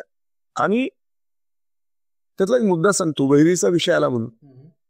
शिवाजीराजांनी अफजल खान प्रतापगडाच्या पायथ्याला फाडला ना, तो केवळ बहिर्जींनी पूर्ण यशस्वी माहिती आणली होती म्हणून फाडला. बर. बहिर्जी नाईक विजापूरला गेले. विजापूरला अफजल खानाच्या शामियान्यामध्ये घुसून अफजल खान नसताना कशी त्याचे लांबून रुंदी राजांना आणून दिले असेल, त्याची उंची कशी दिली असेल, त्याचा सदरा जो अंगरखा होता ना, त्या अंगरख्याचं माप भेटलं दोन्ही लांबी रुंदी. आणि मग त्यांनी त्याच्यावर विचार केला, ह्याचा अंगरखा जर 6.5 फूट उंच आहे, हा अफजल खान किती फूट उंच असेल. त्याचे मोजमाप काढलं होतं. राजांना मापणी दिली होती, अफजल खान 1.5 गज उंच आहे. 1.5 गज. पूर्वी गजानी माप 5 फुटाचा मानला जायचा. बर. 5 फुटाचा 1 आणि पुढचा अर्धा. 7.5 फूट उंच अफजल खान होता. 7.5 पुढं तो 2 वाव रुंद आहे, याला वाव म्हणतात. सद्दोत. ही आताची आपली वाव नाही, पूर्वीच्या मावळ्यांची वाव आपल्यापेक्षा फार मोठी. म्हणजे तो एवढा रुंद इकडून आणि एवढा रुंद तिकडून. बाप. पुढं म्हणले त्याची ताकद एवढी अफाट आहे, त्यांनी हत्तीला एका बुक्कीत मारला होता, गंडस्थळावरती त्याच्या बुक्की घालून प्रहार करून. एवढी अफाट ताकद आहे. त्याची आई त्याच्यावर रागवली, म्हणून रागाच्या भरात आईला देवी मारू शकत नाही, म्हणून त्यांनी पहार घेतली होती. पहार आणि पहारीचं असं कडं बनवलं होतं. एवढी ताकद अफजल खानाची. एवढी माहिती बहिर्जींनी काढली, म्हणून राजे पुढे यशस्वी झाले. म्हणून स्वराज्यामध्ये गुप्तहेर खात्यानं फार मोलाचं काम केलं. जिथं जायचंय ना राजांना मोहिमेवरती, गुप्तहेर खात्याने आधी पुढे जायचं आणि सगळी काय प्रसंग पुढे आहे, काय येणार आहे, काय अडचणी, सगळ्या गुप्तहेर खात्याला काढायचं, सांगायचं. बर. आणि खऱ्या अर्थानं जीवावर बीतील असे प्रसंग असताना गुप्तहेर खात्याने राजांसाठी फार मोलाचं काम केलं. बर. राजांनी त्याच गुप्तहेर खात्यामार्फत एक राजांचे गनिमी काव्याचा प्रकार सांगतो. उत्तम उदाहरण. बहादूरगडावर तिच्यावर चढाई केली राजांनी. त्यावेळेस राजांनी मोजकीच 500 ते 700 मावळे बरोबर होते, किंवा 700 असतील. 700 मधले 500 मावळ्यांचा एक गट केला आणि 200 मावळ्यांचा एक गट केला. आता प्रश्न पडतो, 2 गट का केले? एक मावळे एका बाजून वेगळ्या दिशेने जाणार आहेत आणि दुसरे मावळे दुसऱ्या दिशेने जाणार आहेत चढाई करण्यासाठी. 500 मावळ्याच्या गटाने काय करायचं? नियोजनाप्रमाणे हा गनिमी कावा. 500 मावळ्यांनी किल्ल्याजवळ जाण्याचा प्रयत्न करायचा. बहादूरगड पेडगावचा बहादूर खान असायचा सरदार. आणि ज्यावेळेस दुश्मनाला कळेल सैन्य आपल्याकडे आलंय की दुश्मन चाल करून येणार, आणि तसंच घडलं. 500 मावळे तिकडून गेले. बहादूर खानाला कळलं दुश्मन आलेला आहे.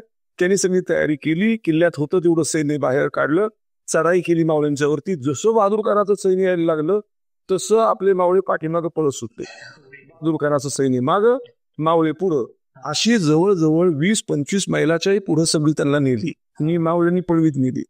मावळ्यांनी पळवीत नाही म्हणायचं, मग बहादूर खानाच्या सैन्याने मावळ्याला पळवीत आणि मावळे पळत सुटले. ते ऐकताना बरं वाटतंय का? आज गनिमी कावा आहे. आता सगळा किल्ला मोकळा झाला. मग इकडं लक्षात आलं, राजांनी आज्ञा दिली, बहादूरगड गडावरती चढाई झाली. कोणीच तिथे नव्हतं. निवडक असणारी काही सैन्य होतं ना, ते कापून काढलं. तिथल्या स्त्रिया सगळ्या घाबरल्या. त्यांनी सांगितलं, अजिबात घाबरू नका, तुमच्या केसालाही धक्का लागणार नाही. त्या किल्ल्यात आपल्या देवांच्या किती सोन्याच्या मूर्ती लुकलेल्या आहेत, ते सगळं किती काय सैन्य होतं सगळं राजांनी, सगळं सैन्याने गोळा केलं. त्यांचे घोडे विडे शस्त्र काय असतील सगळं गोळा केलं. प्रचंड लूट मिळाली. बहादूरगड मोकळा करून टाकला. एकही सैन्याला हानी न होता. याला म्हणतात गनिमी कावा. शिवाजीराजांची प्रमुख युद्धनीती. विशेष राजांचं सांगू का? राजांच्या बाबतीत किंवा आता मी मगाशी प्रसंग सांगितला, गड आला पण सिंह गेला. काही दंतकथा या इतिहासात उसडलेल्या आहेत.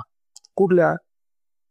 तानाजी मालुसरेंनी माघ शुद्ध अष्टमीला गड चढाई केली. मी मागचा विषय सांगितलं, मी मुद्दा सांगतो. तिथं सुद्धा मुबलकच 500 मावळे बरोबर घेतले होते.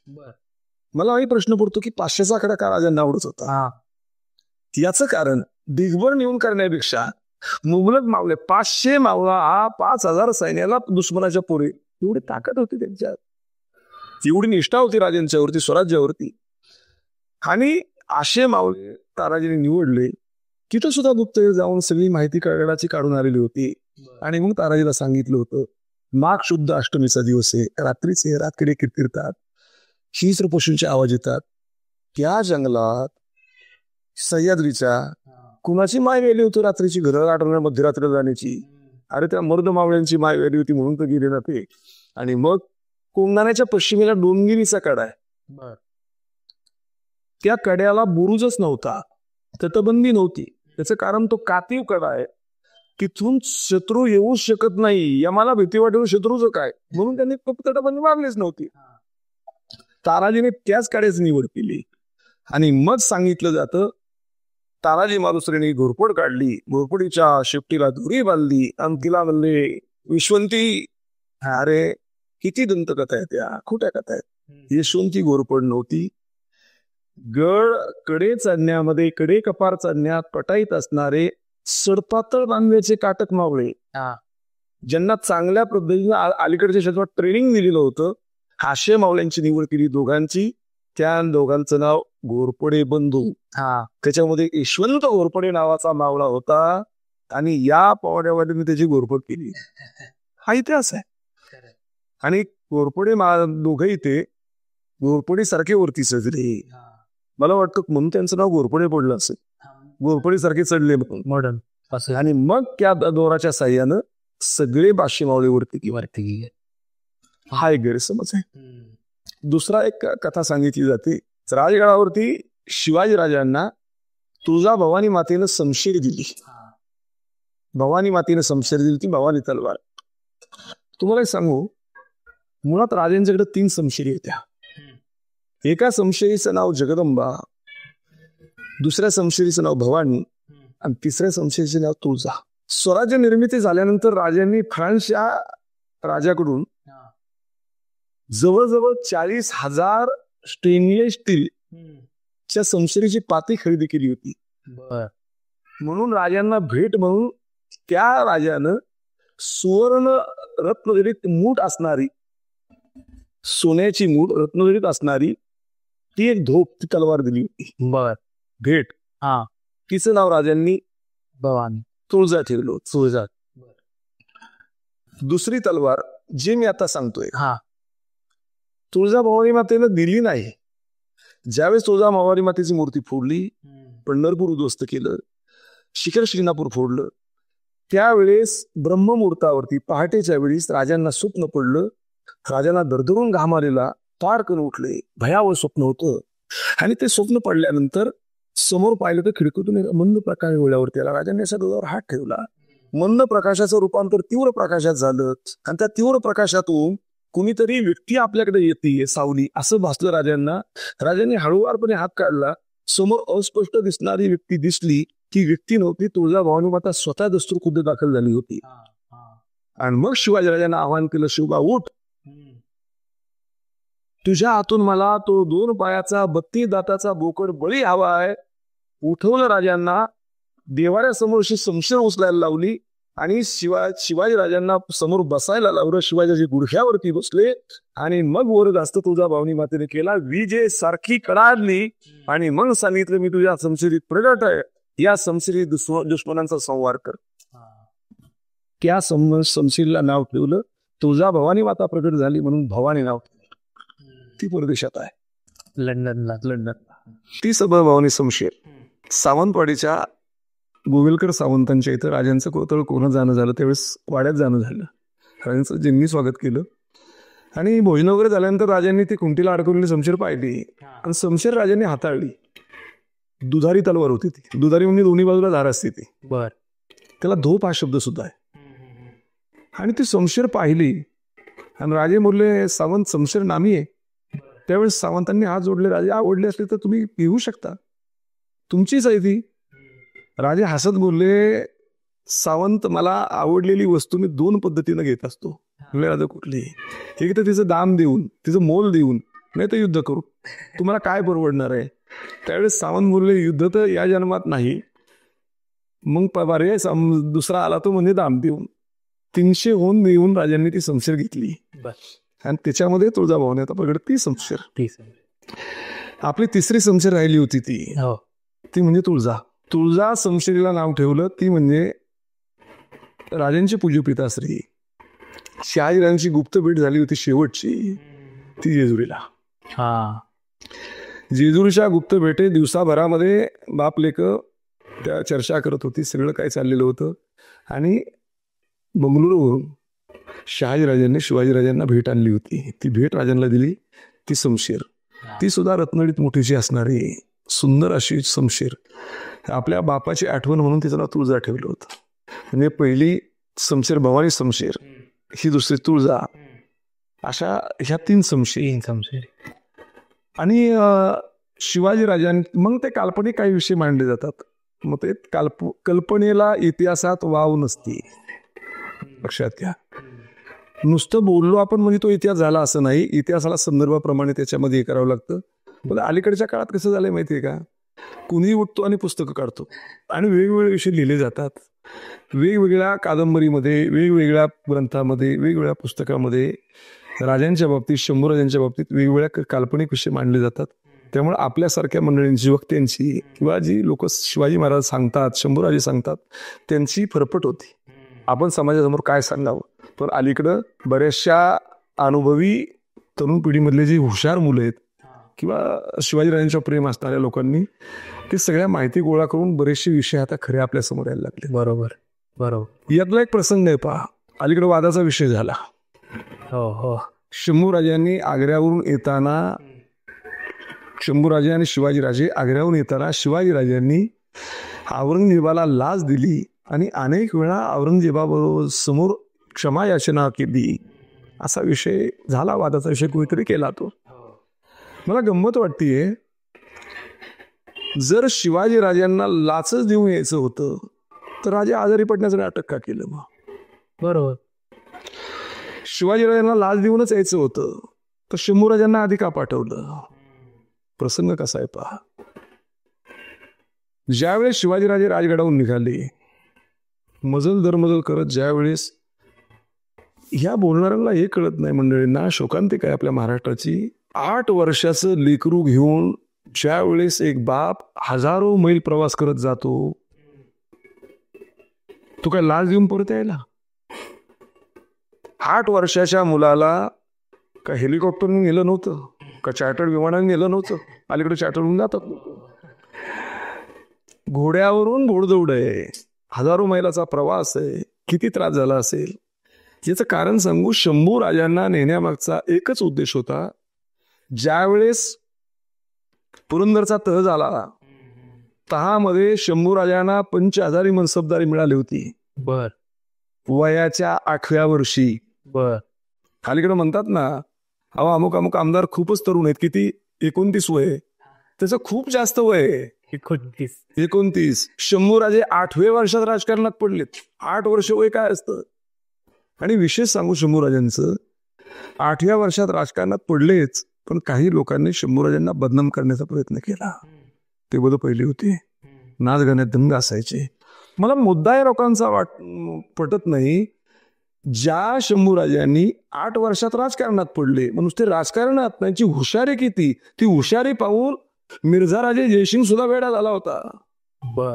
या वयामध्ये, या उमरमध्ये काय हुशारी आहे.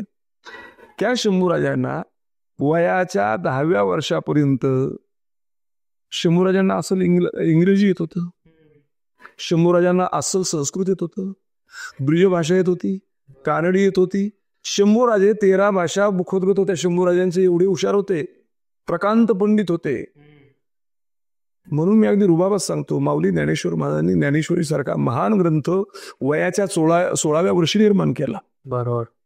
त्याच्या पुढे महाराष्ट्रात क्रांती घडली. माझ्या शंभूराजांनी बुधभूषण नावाचा अस्सल संस्कृत मधला ग्रंथ वयाच्या 14व्या वर्षी लिहिला. बाप. संस्कृतचे प्रकांत पंडित असणारे शंभूराजे बद फैले असू शकतील का? नाही. त्या शंभूराजांना 8व्या वर्षी शिवाजीराजे आग्र्याला घेऊन जातात आणि त्या आग्र्याच्या दरबारात जाण्याच्या आधी शिवाजीराजांना कुणीतरी मोठी व्यक्ती, प्रधान वगैरे असे स्वागतासाठी यावे. फालतू वकील, फालतू सरदार पाठवले. राजांच्या लक्षात आलं अपमान चालला आहे. राजांची जबाबदारी मिर्झा राजा जयसिंगाने घेतलेली होती. तुमच्या केसाला धक्का लागणार नाही, जबाबदारी आमची. आणि तिथं खातिरदारी करण्यासाठी मिर्झा राजा जयसिंगाचा मुलगा रामसिंग त्याची नेमणूक होती. रामसिंग आला. राजे रागावले. रामसिंग काय चाललंय हे? राजाजी गुस्सा मत हो जाईल. का गेले होते हो? मिर्झा राजे बोलला होता शंभू राजांना घेऊन तिथं जा, औरंगजेबाची मर्जी तुमच्यावरती येईल, स्वराज्य आबादित राहील. शिवाजीराजांना स्वराज्य आबादितच ठेवायचं होतं म्हणून एवढी जोखीम राजांनी पत्करली होती. बरोबर. आणि ज्या वेळेस तिथं नेण्यात आलं, दुसऱ्या दिवशी औरंगजेबाचा वाढदिवस होता. वाढदिवसा दिवशी तो विषय माहिती आहे सर्वांना. दरबारात उभं केलं, राजांचा अपमान झाला. मिर्झा राजे जयसिंगांनी पाठवलेलं होतं, राजांचा अपमान झाला. त्यांच्या रांगेत 2 दरबार भरायचे, दिवाणे आम, दिवाणे खास. दिवाणे खास म्हणजे राजे राजवाडे आणि दिवाणे आम दरबार सरदार वगैरे इतर लोकांसाठी. फालतू सरदारांच्या रांगेत राजांना उभं केलं. राजांना राग आला म्हणून तो चांदीचा थाळा आला, राजांनी उडवून दिला. रामसिंग बोला राजांना मुजरा करा. राजे बोलले मी महाराष्ट्राचा स्वतंत्र राजा आहे, गर्दन मारले तरी चालेल पण याच्यासमोर मान झुकवणार नाही. राजे निघून गेले. इतिहास ऐकायचा 8 वर्षाच्या मुलाचा. आता तिथं राजांना तशी किंमत काहीच नव्हती, पण शंभू राजांना किंमत होती. का? शंभू राजा 50,000 मनसबदार होते. मग शंभू राजांना रामसिंहने सांगितलं शंभू राजा आले करूयात. अरे तो शेर शिवा का छावा था. शंभू राजांना सांगितलं मुजरा करा, पातशाह सलामत को मुजरा करो. शंभू राजे बोलले आम्ही फक्त मान झुकवतो तुळजा भवानी मातेच्या चरणी, आम्ही नतमस्तक होतो आमच्या आबासाहेबांच्या चरणी, नाही मुजरा करणार आम्ही. 8 वर्षाचं लेकरू ताटाड पावलं टाकत निघून नजर कैदेत ठेवलं शंभू राजांना, शिवाजीराजांना. आणि मग औरंगजेबाचा असणारा कावा लक्षात आला. इथं लक्षात आलं की शिवाजीराजांच्या लक्षात आलं इथं आता मरण्याशिवाय पर्याय नाही. फिदाई हुसेनच्या वाड्यामध्ये 2000 पठाणी फौज बाहेर उभी आहे. आतमध्ये त्या वाड्यात शिवाजीराजांना सैन्यासह नजरकैदेत ठेवलं होतं. बर. राजांच्या लक्षात आलं आता काय प्रसंग बाका आहे. राजे स्वतःच्या मरणाला घाबरत नव्हते. आपल्या समवेत आपण चूक केली शंभू राजांना न हे पश्चाताप राजांना झाला. मग राजांनी रात्रीचीच खलबत केली. मुबलक असणारी मंडळी बोलवली, कवड्याच्या माळेला हात लावला, डोळे झाकले, तुळजाभवानी माते स्मरण केलं. आणि मग शिवाजीराजांना युक्ती सुचली, जवळ बोलवली सगळ्यांना. गड्यांनो मी उद्यापासून आजारी पडणार आहे, काही दिवसांनी मी मरणार आहे. बोलू लागली मंडळी राजा काय अभद्र बोलताय तुम्ही, आजारी पडणं मरणं हे सोपं आहे का, असं अभद्र बोलू नका. अरे खरंच बाबांनो. मग राजे बोलले काळजी करू नका, काना सांगितलं मरण्याचं नाटक आहे, हा गनिमी कावा आहे. फक्त ही बातमी पसरवायची की राजे आजारी पडलेत. हळूहळू एक दिवस गेला की खूप आजारी पडलेत, प्रचंड आजारी, जुना आजार आहे, आता काय राजा जगत नाही, आता मरणार आहे. ही बातमी संपूर्ण आग्र्यात पसरली, किल्ल्यातच नाही, ती औरंगजेबापर्यंत पोहोचली. बर. आणि मग पत्र पाठवलं की औरंगजेबाला मी तर काही दिवसांनी मरणार आहे, गंभीर आजार, दुर्धर आजार आहे, पण मरण्याच्या आधी गोरगरिबांना मिठाई वाटण्याची इच्छा आहे, दान करण्याची इच्छा आहे, परवानगी मिळावी. पत्र वाचलं, तो तर अगदी अत्यानंद झाला होता, म्हणजे सुमती वाचून खोकला जाणार आहे. देऊन टाके परवानगी. शिवाजीराजांना पहिलं यश मिळालं, तुळजाभवानी मातेने दिलं. आणि मग पहिला पेटारा आला, राजांचा स्पर्श. बातमी पसरली बहुत बीमार आहे, मरणेवाला, जल्दी मरणेवाला. याचं कारण हा गनिमी कावाच आहे, दुश्मनाला गाफील ठेवायचे. आणि मग दुसरा पेटारा आला, राजांचा स्पर्श झाला, गेला पेटारा मिठायचा. तिसरा पेटारा आला, दस्तूर खुद्द नियमाप्रमाणे शिवाजीराजांनी शंभू राजांना तिसऱ्या पेटाऱ्यात बसवायचं आहे. बर. पेटारा उघडला गेला, मिठाई बाजूला केली काही, मध्ये शंभू राजांना बसवायचं आहे. प्रसंग बाका आहे, लहान लेकरू आहे. त्यावेळेस साधारण 8 वर्षांनी 4 महिने वय झालं होतं. राजांनी गुडघ्यावरती बसले, शंभू राजांना कडकडून मिठी मारली, डोळ्यातून अश्रूच्या धारा आहेत. परराज्यात आलो आहे, हजारो मैलाचा प्रवास आहे, लेकरू मथुरेत सोडायचं आहे. इकडं वसुदेवानं कृष्ण मथुरेतून गोकुळात आणून सोडला होता. इथं उलट होतं, मथुरेतून आपलं आग्र्यावर हा कृष्ण शंभू राजांच्या रूपातला मथुरेत जाणार होता. का? मथुरेमध्ये अण्णाजी दत्तोंचे पाहुणे काशीपंत आणि कृष्णपंतांच्याकडे त्यांची जबाबदारी दिली होती.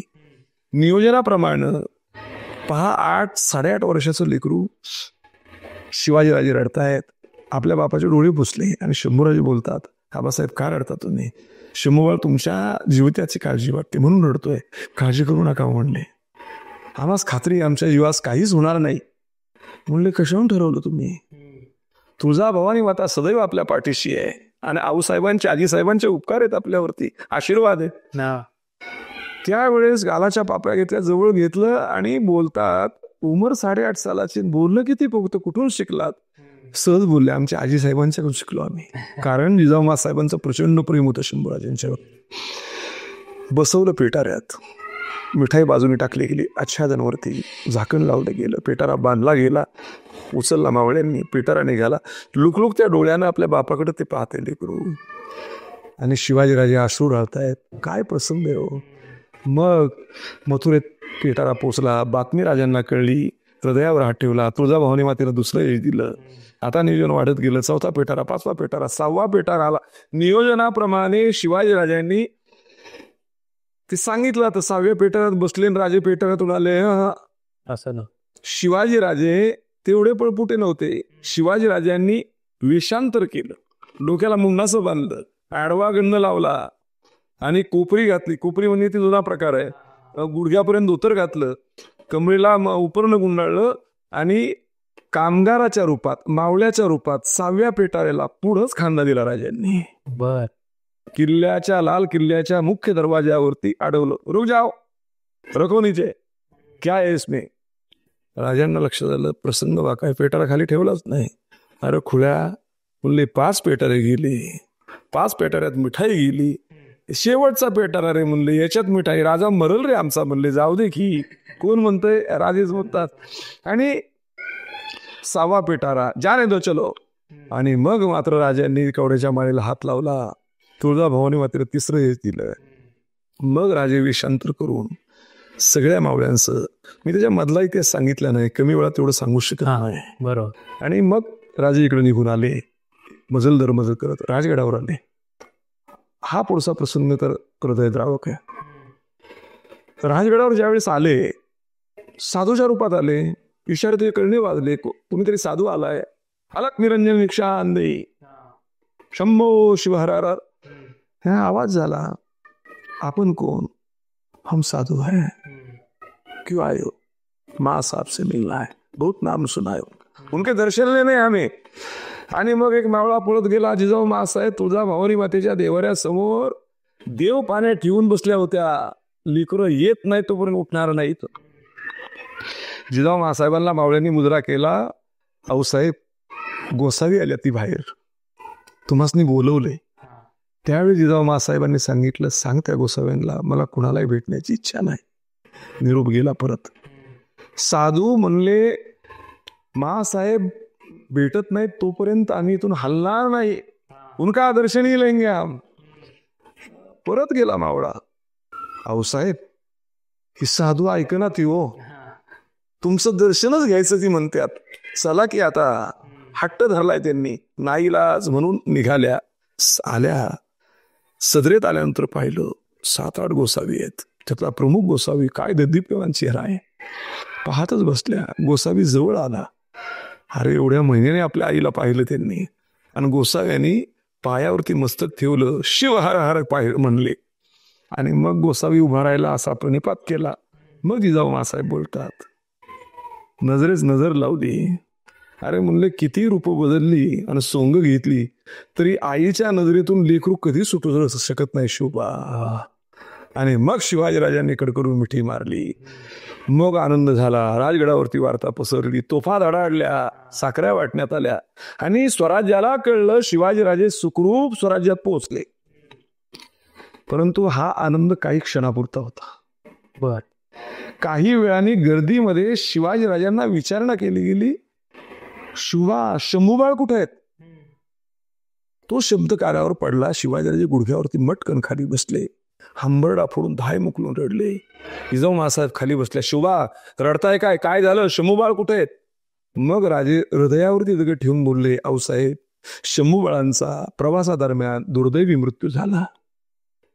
अख्खा राजगड दुःखामध्ये बुडून गेला.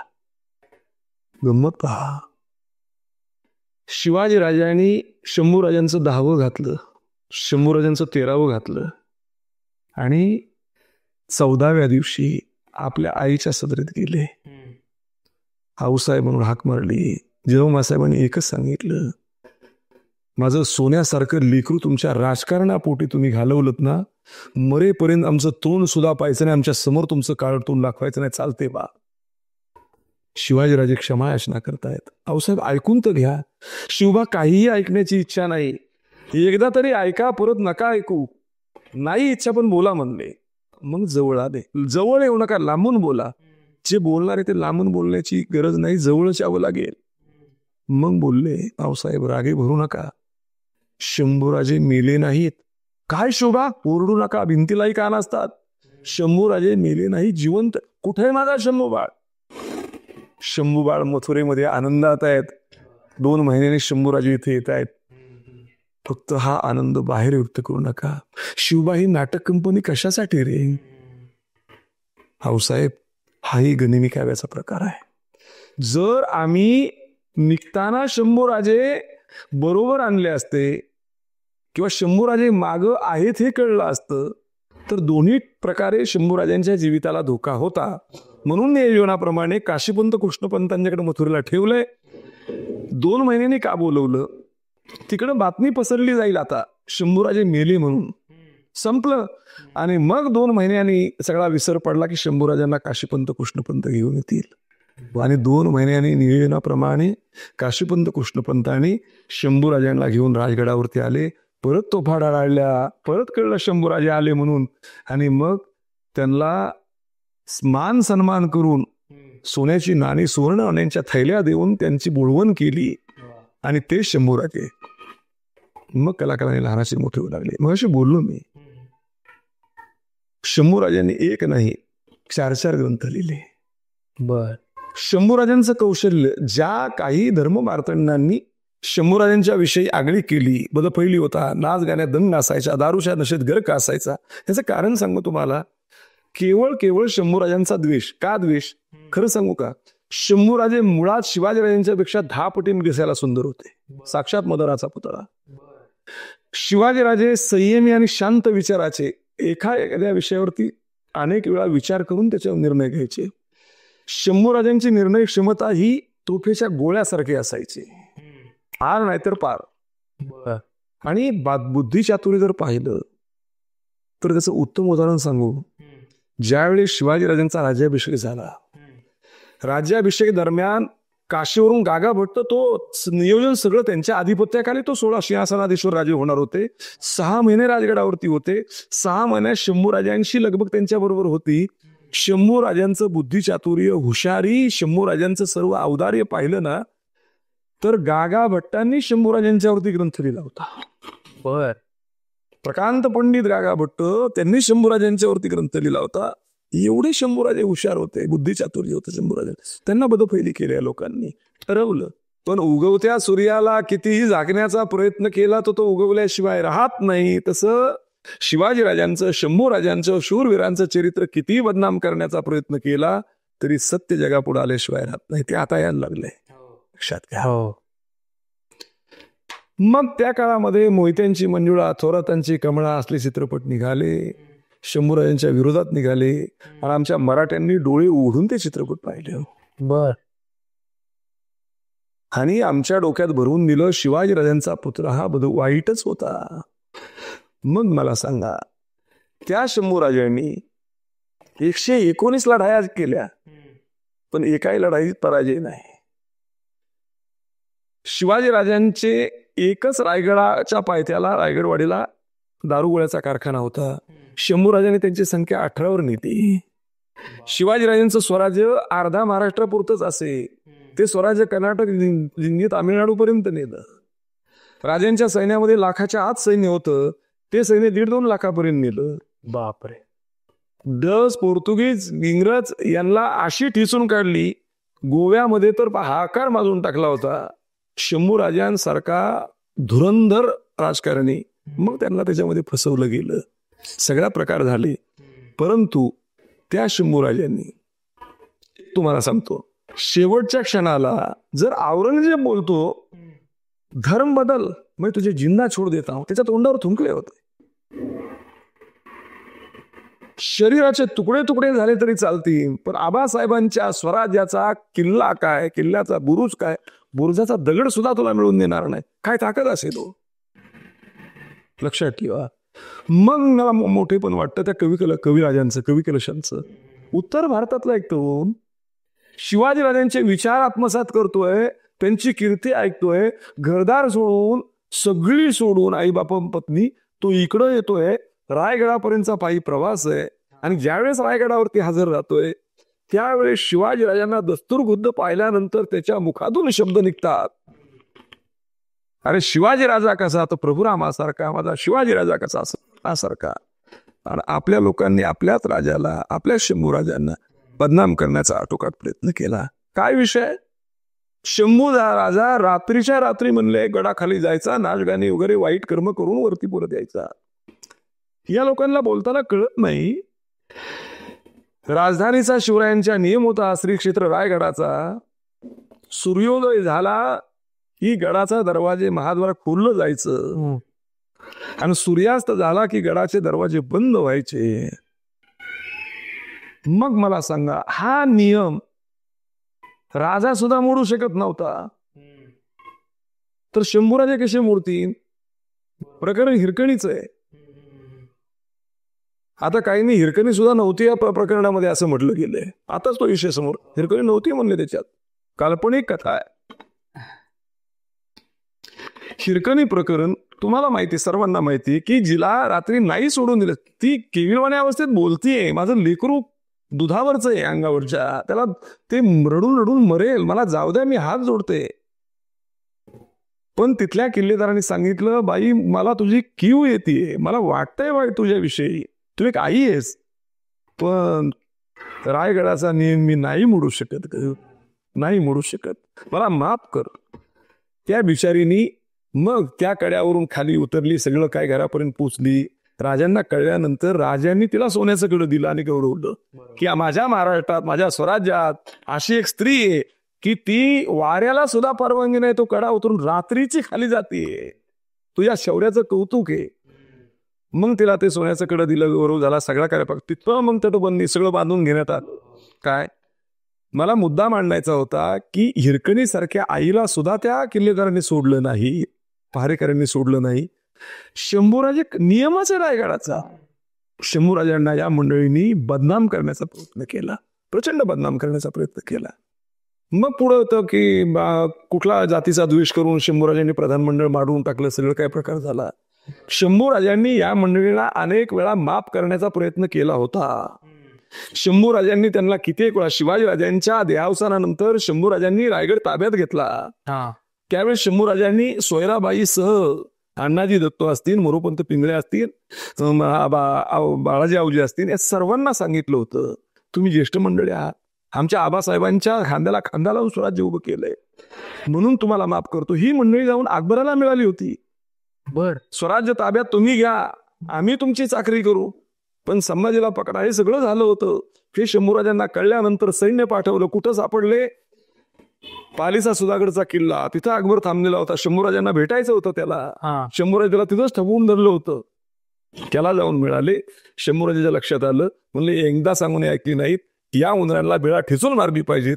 आणि मग तिथं शंभूराजांनी सैन्य पेरलं की पळून गेली, जंगलामध्ये पकडली आणि प्रधान मंडळाला हत्तीच्या पायाखाली तोडून तिथं मारलं. आजही त्यांच्या समाधी तिथं आहेत. बरोबर. एक सांगू का, इतिहास हा काल्पनिक नसतो. आणि त्याही पलीकडे मी बोलेल, जे लिहिलं गेले तेच आम्ही मंडळी, आपण मंडळी वाचून समाजासमोर सांगत असतो. बरोबर. कदाचित मला तर वाटतं काय काय विषय शिवाजीराजांच्या इतिहासाचे काय वेगवेगळे असतील, हृदयद्रावक असतील किंवा याच्यापेक्षाही वेगळे असतील, ते विषय समाजासमोर येणं गरजेचं आहे. म्हणून काल्पनिक विषयाला इथे वाव नसती. पहा, एक महत्वाचा मुद्दा सांगतो. पुतळे शिवाजीराजांचे बसवले जातात, सिंहासनारूढ असणारे किंवा विकले जातात. त्याच्यामध्ये शिवाजीराजांच्या पायामध्ये मोजडी घातलेले पुतळे बरेच आहेत, जे सिंहासनावर बसले तर पायात मोजडी. बरोबर. खरा इतिहास आहे, शिवाजीराजे सिंहासनावर जवळ गेल्यानंतर पहिलं सिंहासनाला मुजरा करायचे. मुजरा केल्यानंतर मोजडी बाजूला काढून नंतर सिंहासनावरती बसायचे. सिंहासनावर बसताना मोजडी पाय शिवाजीराजांच्या कधीच नसायचे. बर. आज तुम्ही रायगडावरती गेल्यानंतर तिथं मुख्य ठिकाणी जो पुतळा आहे तो पायात मोजडी नाहीये. आणि जो माळावरती पुतळा आहे होळीच्या माळावर त्या पुतळ्याच्या पायात मोजडी आहे. पहिला पुतळा तो बनवला होता तिथं बसवायला, पण त्या पुतळ्यामध्ये हा मोजडीचा दोष असल्यामुळं तो पुतळा बदलला गेला आणि हा पुतळा तिथं बसवला गेला. आता आहे तो. याचं कारण शिवाजीराजांनी त्या सिंहासनाला हे स्वतःचं सिंहासन नाही, ते प्रभुरामाचं सिंहासन आहे, श्रीकृष्ण परमात्म्याचं सिंहासन आहे, ते देवाचं सिंहासन आहे. तिथं अधिष्ठित होताना आपण मंदिरात जाताना कधी पायात चप्पल घालून जात नाही. म्हणून मंदिराजवळ आल्यानंतर पहिली चप्पल बाहेर काढायची, नंतर देवाचं चरण.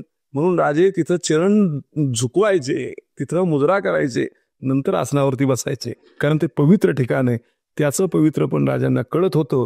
असे असणारे देवस्वरूप राजे. आणि दुसरं एक मी शेवटच्या क्षणाला विनंती करेल सर्व महाराष्ट्रातील जनतेला, कुठल्याही वक्त्याने माझ्या शिवरायांच्या बाबतीत बोलताना एकेरी भाषेत कधीच बोलू नका. शिवाजी राजे, शंभू राजे हे कुणी व्यक्तितत्व नव्हतं, ही देवाची रूप होती. म्हणून बोलताना छत्रपती शिवाजी महाराज किंवा श्री शिवराय किंवा माझे शिवाजी राजे, शिवाजी हा एकेरी शब्द नसावा, संभाजी हा एकेरी शब्द नसावा, धर्मवीर शंभूराजे हा शब्द असावा. कारण की आई वडिलांशी बोलताना आपण एकेरीत बोलत नाही, आदबीने आत बोलतो. म्हणून ते आपले मायबाप आहेत, मायबापांचं नाव घेताना आदबीनेच घ्यावं, ही सर्वांना नम्र विनंती करतो. आणि या ठिकाणी माझ्या वाणीला पूर्णविराम. जय जिजाऊ, जय शिवराय, हर हर महादेव. तर महाराज, थँक्यू सो मच, तुम्ही आमच्या पॉडकास्टवर आलात, तुम्ही एवढा वेळ दिलात. आणि मला नक्की खात्री आहे की लोकांना आपला पॉडकास्ट खूप आवडला असेल. आणि ज्या कथा त्यांना माहिती नव्हत्या, कथा म्हणण्यापेक्षा इतिहास म्हणण्याचा, इतिहास ज्यांना माहिती नव्हता, वेगवेगळे आपण घटना सांगितल्या आणि त्या एवढ्या सुंदर पद्धतीने मांडल्या की ते डोळ्यासमोर आम्हाला उभं राहत होतं प्रत्येक चित्र. तर परत एकदा मी तुमचे आभार मानतो. आणि आपल्याला नक्कीच लोक म्हणतील की ह्याचा पार्ट दुसरा येऊ द्यात, नक्कीच. तर तो सुद्धा आपण करूयात.